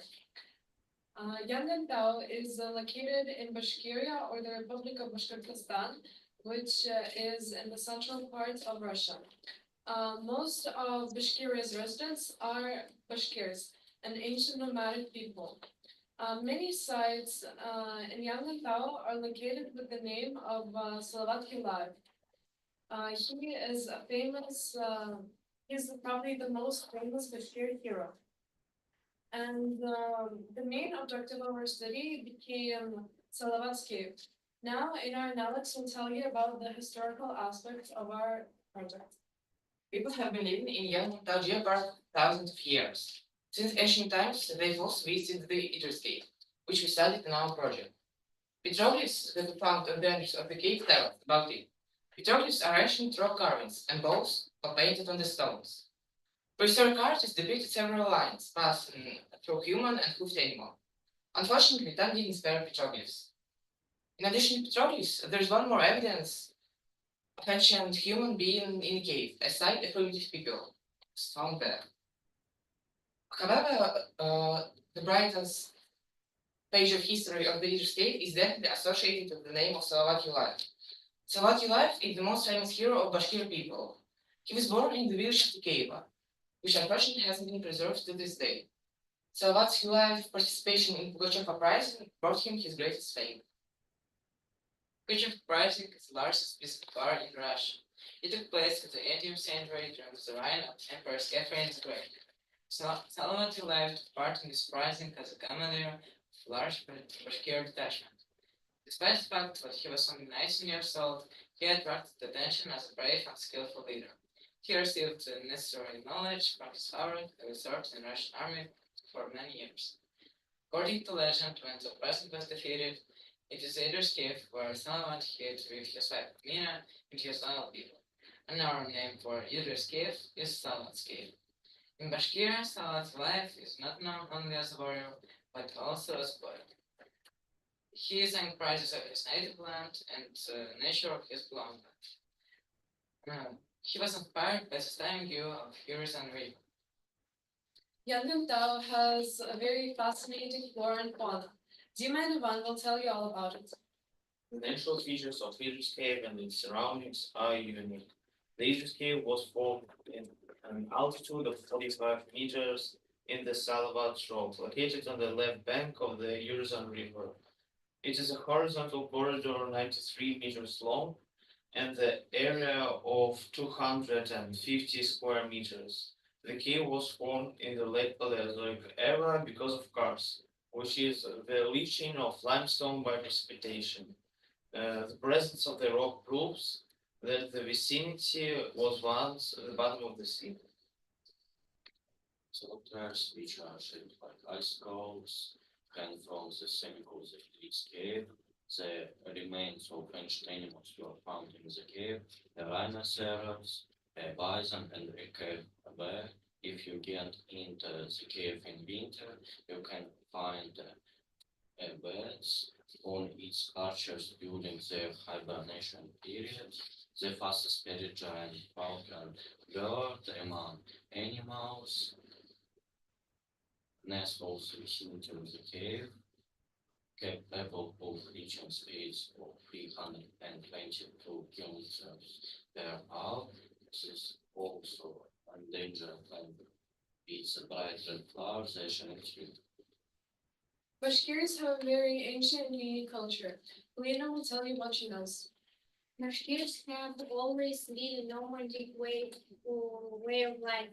The traditional house is called yurta. The decorations of yurta reflect Bashkirs' vision of life and world order. Bashkirs decorated yurta with rugs, towers, and festival clothes.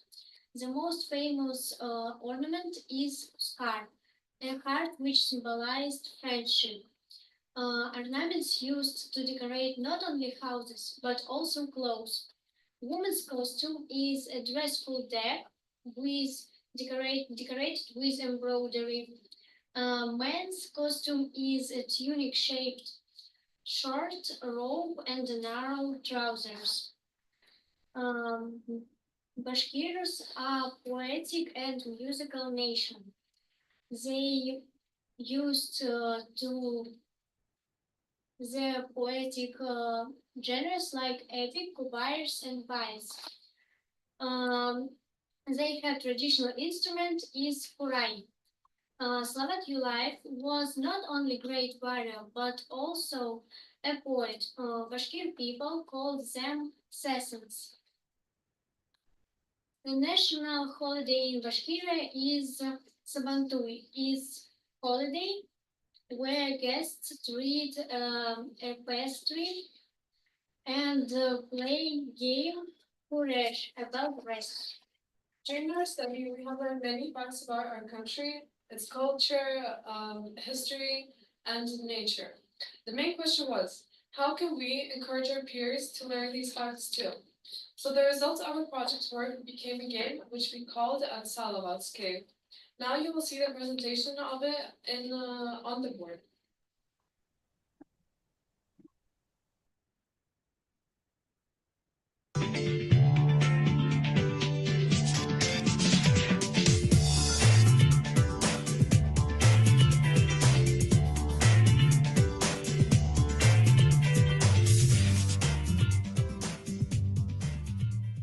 We want to present you the intellectual board game at Salavat's Cave. The playing field represents the territory of the Yangantau Geopark. In the center of the field, there is a Salavat cave. For the design of the card, we use national Bashkir pattern. The figures that the players use are Bashkir totemic animal: wolf, horse, bear, and dog. The dice are made of jasper, a quartz rock that can be found near the cave. The main goal of the game is to become an honorable guest of the cave, but for this, you need to go through 2 stages. The first stage is the road through the geopark to the cave. The task of the players is to collect information about Salavat's cave. Everyone chooses a figure of a totemic animal and puts it on the starting position. Then, the players roll the dice in turn and go forward the number of squares according to the dice. The red squares mean that the player must take an information card. Arrow squares mean moving forward or backward to the position indicated by the arrow. The participant who comes to the cave first receives 5 information cards. The second, third, and fourth arrivals receive. The second stage is when the participants compete with each other for the title of Honorable Guest of the Cave. Players need to correctly answer the maximum number of questions in 1 minute. The hourglass marks the time. The participant pulls out the cards from the pack of questions and gives the answer. If it matches the answer on the back of the card, it remains with the player. If the answer is incorrect, the card must be placed at the end of the deck. The participant with the most cards wins. If the participants have an equal number of cards, it is necessary to replay by shuffling the deck of cards.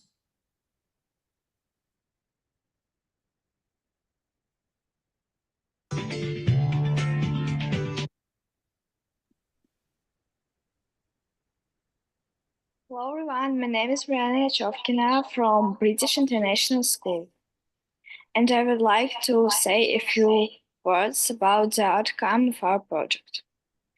The board game is designed for children aged 12 and older. We suppose that all adults who are interested in culture, history, and geography will also find our game interesting and useful. In future, we are planning to visit the geopark and present the demo version of our game to the geopark authorities. We hope they will be interested in cooperating and distributing our game in their souvenir shops. Thanks. Good afternoon. My name is Mansour Bishuv from British International School, and I'm going to mention the sources of information that we used to make the game. We started with the official website of Geopark, where we found all the basic information about its location, natural heritage, plants, animals, and geological sites. Then we divided into 3 work groups. Each group studied one aspect under the guidance of our teachers. We used an online encyclopedia, scientific articles, school textbooks, and the Bashkir National Museum website. Thanks. Greetings. My name is Igor Beitan, and I would like to tell and I would like to share our impressions of this project. We have been working on it for 6 months. It has been a great new experience for us. It was challenging, so we had some difficulties working on project. Firstly, we had to meet a deadline. When we started working on the project, it turned out that the amount of information was huge and the time was limited.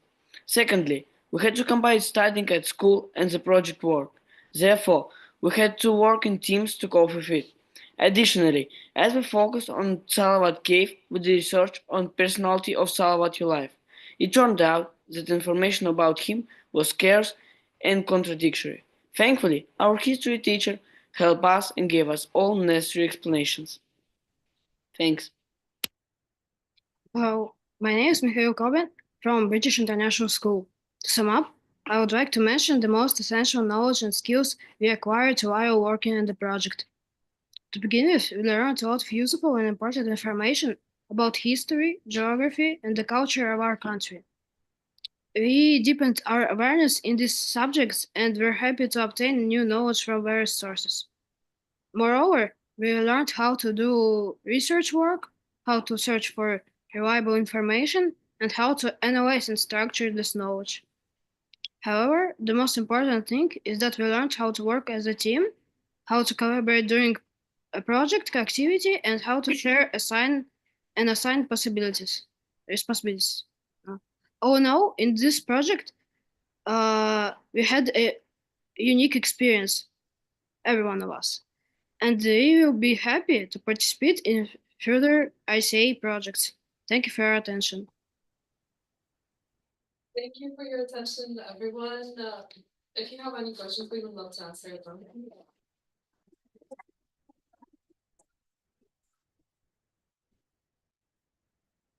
Thank you very much for this amazing presentation here in Moscow.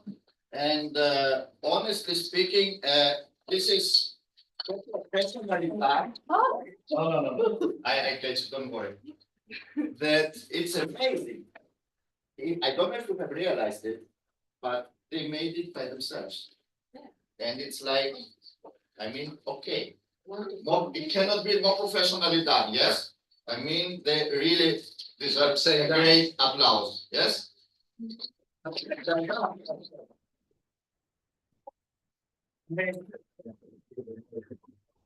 Thank you very much for your fantastic work.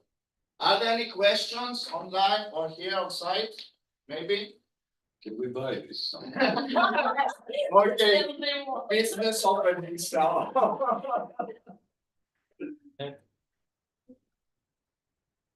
Okay, no questions here online? No, I don't see any. Thank you very much. Congratulations.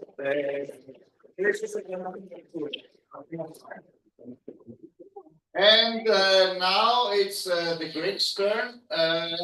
The model or experimental high school of Mytilene, an official collaborator also with the University of the Aegean, will present their project now.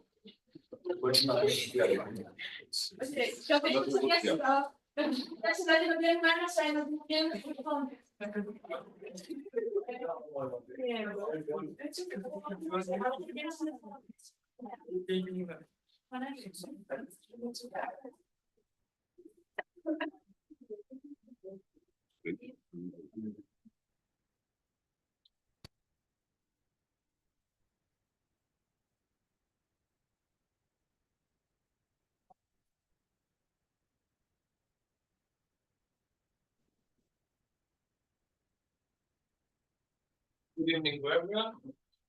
First of all, I would like to thank the University of Aegean, the International School Association, and the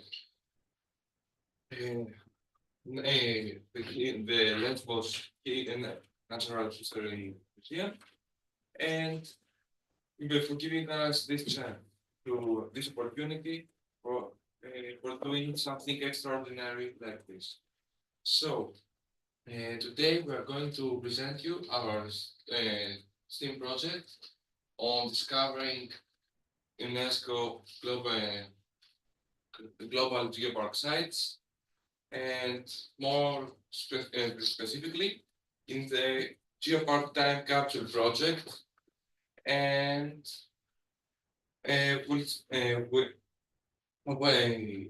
we'll explore together the Petrified Forest of Lesbos, which is an UNESCO Global Geopark site, and from the information that we bring from the fossilized plants, we can see the climate records many years ago, 1,000 years ago, and see with analysis like in the past how was the climate in the subtropical, and compare it to like today, how is it in the Mediterranean, and that's it.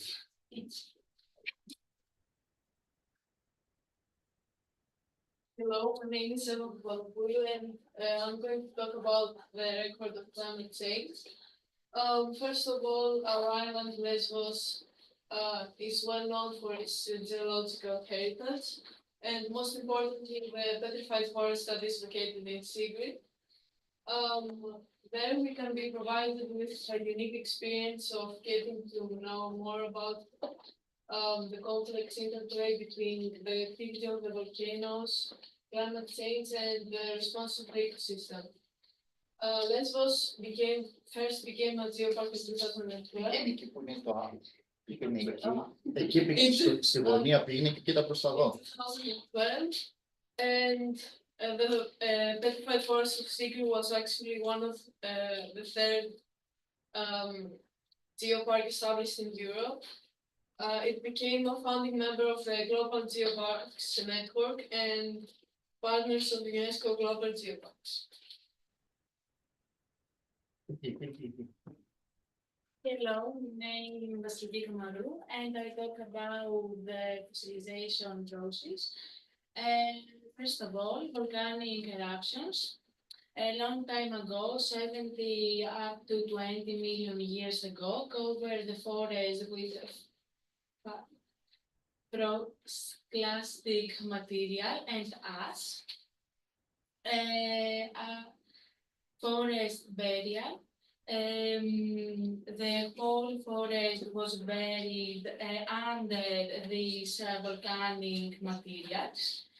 And in addition, molecular substitutions, organic matter in trees underwent traces molecule by molecule substitution. And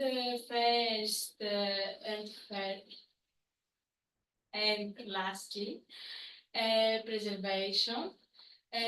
The trees, roots, fruits, leaves, and seeds were remarkably preserved within volcanic rocks.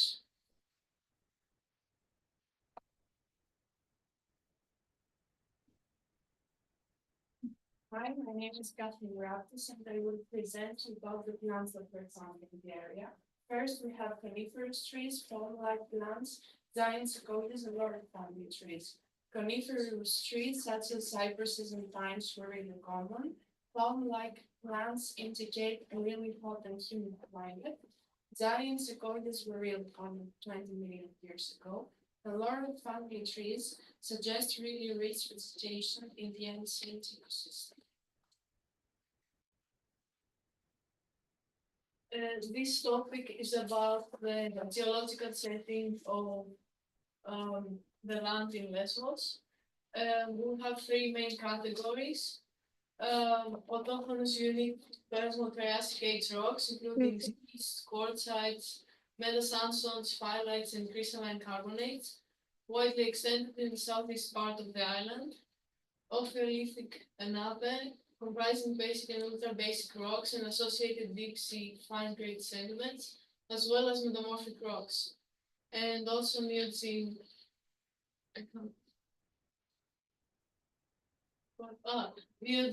volcanic rocks, which dominate the central and western parts of the island, part of a belt late Oligocene to middle Miocene, and calc-alkaline to short sonic volcanism. Hello, my name is Elena, and I'm going to talk about the co-favorite plants in the Summit Leopard, and it's actually divided in three categories: all trees, pines, and light vegetation. And all trees are common in the area and are an important part of the local flora and economy. We also grow pines, modern pines, which spread on the island, contributing to the typical Mediterranean vegetation. And for the end, we have murky vegetation, partly grown resistant plants of the Mediterranean, such as strawberry trees, mustard trees, and aromatic herbs like sage, oregano, and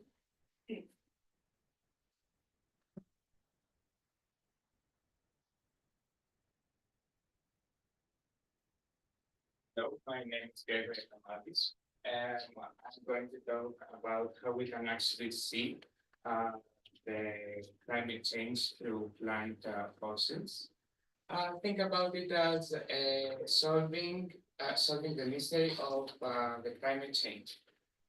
First of all, we have the subtropical past 20 million years ago, where the climate was completely different. When they started from the plant fossils that came from plants that don't exist here anymore. They needed more warm and humid climates. Then we go to the volcanic activity period where things get dramatic. First of all, successive volcanic eruptions around 17 to 20 million years ago started covering the whole area in ash and volcanic stuff. Then we have the climate transition where first we had the subtropical past where it was covered in volcanic stuff. Then over the years, they started to change again and become a more warm but dry climate, the Mediterranean that we have now. This process forced the other plants that existed there to adapt or extinct. Some of the plants that managed to exist till today are the olive trees, lavenders, rosemaries, and in this climate, the Mediterranean, the things are more drier and more warm. Thank you.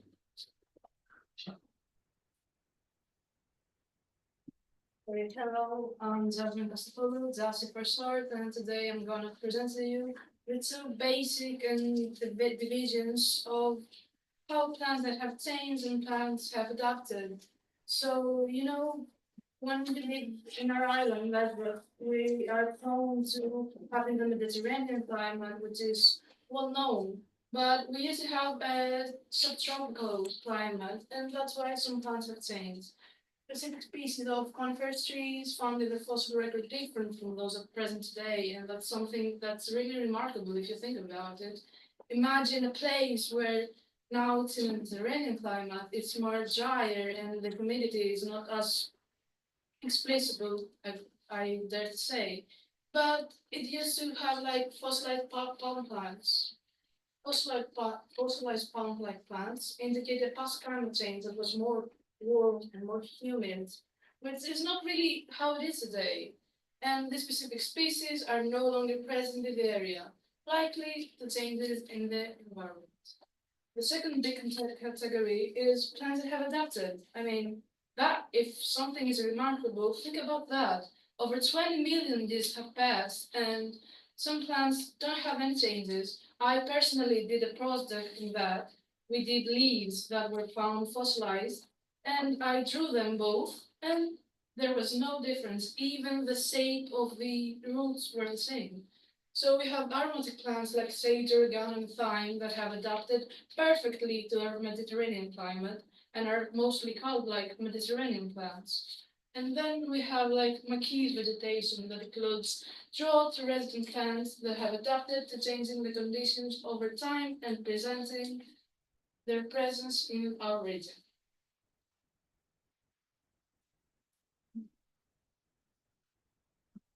Hello, I'm Athena, and I'm going to talk about the research and the observation of on the leaves morphology. Our research revealed fascinating morphological evidence of climate change. Laurel leaves laurel leaves have remained unchanged through time. We have found no significant morphological changes between fossilized and modern specimens.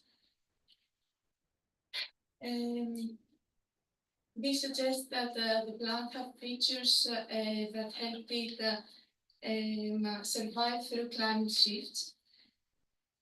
In contrast, oak leaves have clear difference between fossilized and modern specimens.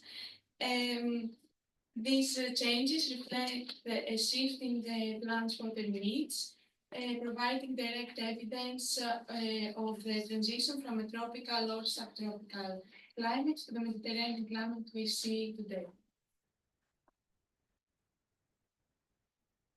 Okay, so to sum everything up, we have to be really focused on three main causes. The first one is the 40+ fossil species that have remained today. I mean, I think it's truly incredible that we have such a plethora of fossils that we're able to see today and examine. I mean, different species of conifers, angiosperms, and pteridophytes preserved in the petrified forest.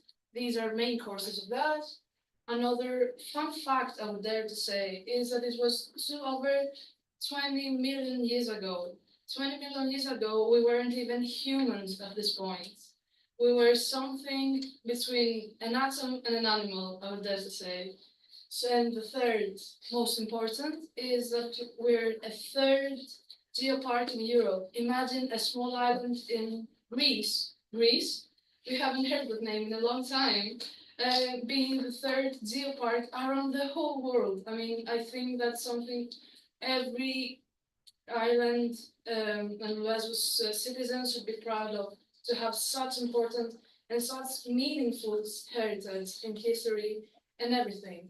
The Sequoia diorama is a highlight of the Lesbos Geopark because it was the most well-preserved fossil, and it's transporting our visitors back in time through a time capsule. Because when you enter, I think most of you have visited the museum, you're like you're seeing something out of another age and above another world, and it's really beautiful. Also, some exhibition features of petrified trunks, branches, twigs, and impressive leaf imprints are so well preserved, which is something that is not alive but kept alive in the lava and through the old pyroclastic materials that were found in it. So I would dare to say that offering a comprehensive view of this ecosystem, we are something more than proud of being here and living in this historical island. I would like to thank you all for your attention. I would like to personally thank our teachers for helping us make this presentation, and I'm so glad to be here talking to you and meeting you. Thank you all for me.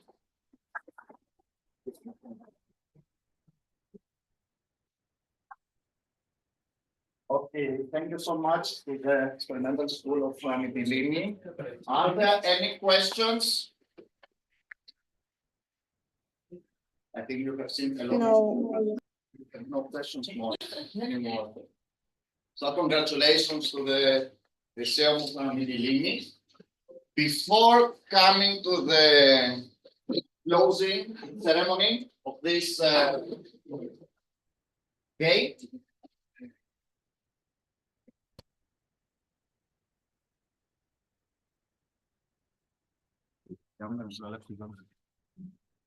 I would like to show to you here, and also to you online, some of the things that we have done the last couple of days with the British International School of Moscow, what we did, some of the action.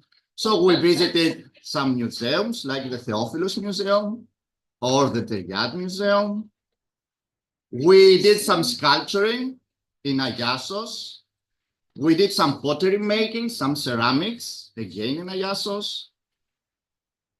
We did some nature walking, discovering the geosite and the ophiolites. Remember the ophiolites? Yes. Of course, we visited the Lesbos Petrified Forest. We made some nice photos with on the tallest standing petrified tree trunk in the world.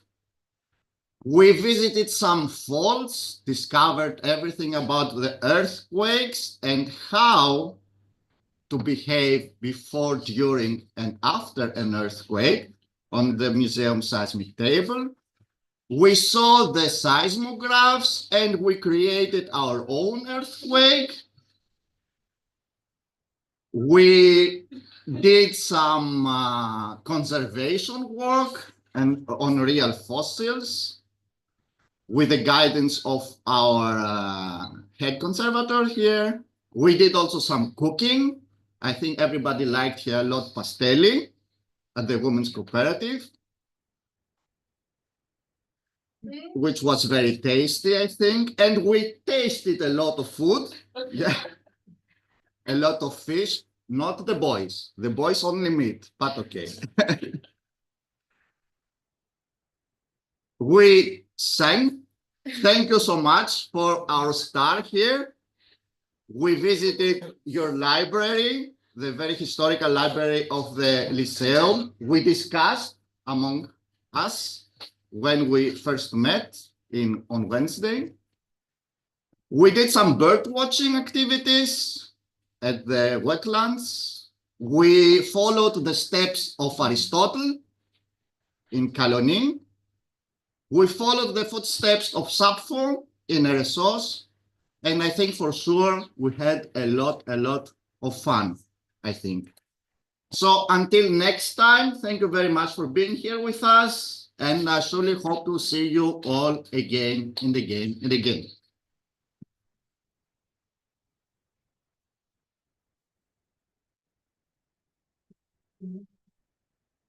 Okay, so it's time to award you, yes?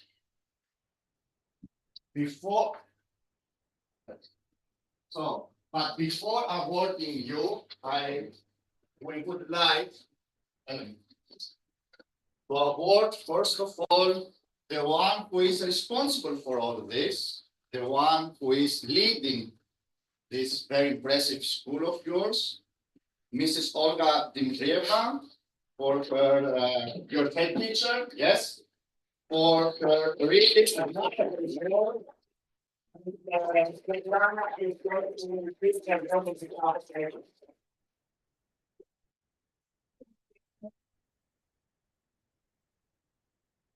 So now it's your turn. Don't worry, you online, you will receive your awards also, have already been sent, but for those who are here, Paulina.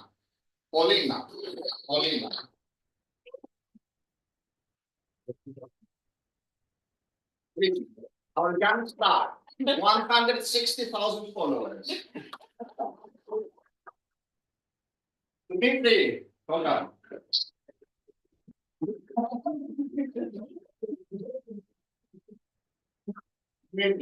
Participating in everything.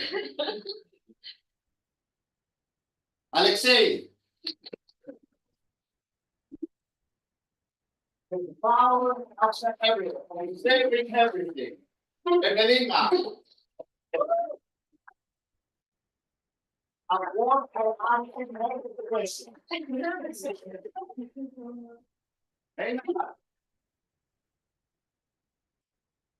want to participate in all activities. Ivan. Everyone, we got the real power behind everything. And of course, nothing can be possible, nothing can be done without the teachers. Yes? So, Maria.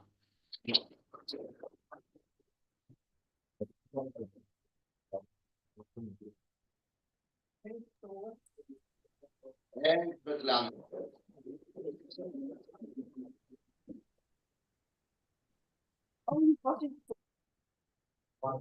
Well, that's the good one.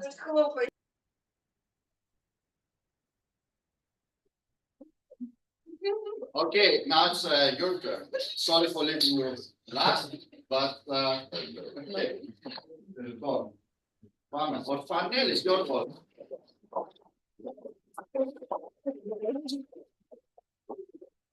Artinabule.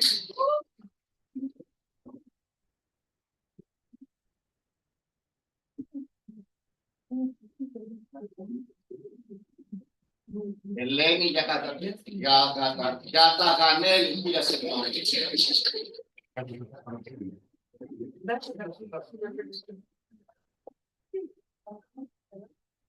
η Μπόρισα Καμάκη.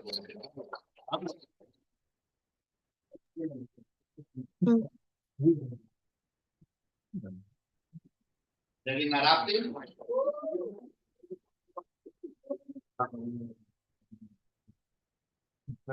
Sia Papadopoulou.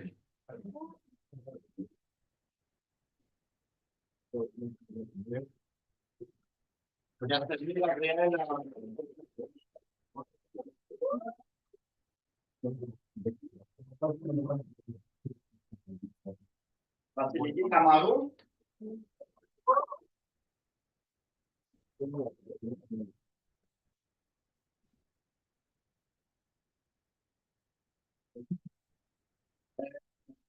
Of course, Julia.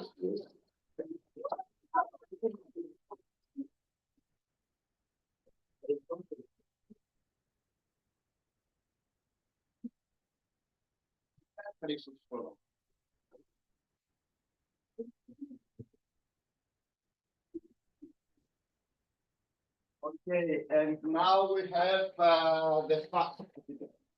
the final message coming from the Secretary General of the International Food Association, Edgardo Manciti, who is going to greet and say the last words in this ceremony. Good morning. Thank you for being here. My name is Edgardo Manciti. I'm the Secretary General of ISA, and I want to congratulate all of the persons and institutions that have participated in this amazing STEAM project, discovering UNESCO Global Geopark sites. I want to congratulate the school Swasthri Kukuru from Nepal, the school Nika from Russia, also the British International School from Russia, and the Model High School of Mytilene in Greece. A special thank to ISA, our academic advisor, of course, the Aegean University, Pablo Flores, who has been in charge of the project, and also the practice advisor, that is the Lesbos Natural History Museum. Thank you very much to all of you. And I wanted to say that really these STEAM projects are not only collaborative experiences between schools in different countries, but also that these projects developed abilities and skills and promote teamwork, not only teamwork, but a multicultural view for the students and a wider view for the world. So I want to thank all the schools and all the students, our academic advisor, our practice advisor, that is also our partner, and all the students that participate for the great and amazing job that they have made. And I hope you've enjoyed, you learn a lot. And really from ISA, thank you, because these projects are the aim of ISA and the aim of promoting these global citizenship skills. So in the name of ISA as Secretary General, I want to congratulate you all. Thank you very much.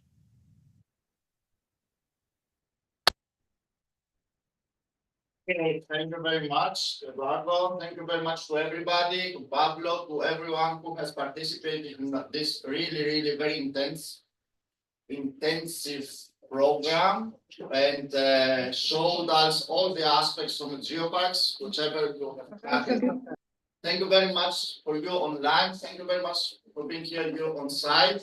Please, before leaving, leave your comments in the chat, your experiences, how you felt about it. Short sentence would be enough, even one word, no problem. Thank you very much. Bye-bye. Enjoy your weekend. Thank you. Bye-bye. Thank you very much. Thank you. Bye-bye. Thank you. Thank you. Thank you.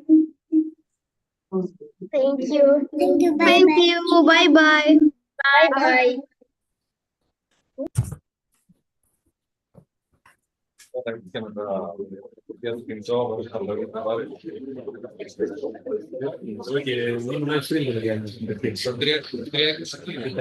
También, bye bye.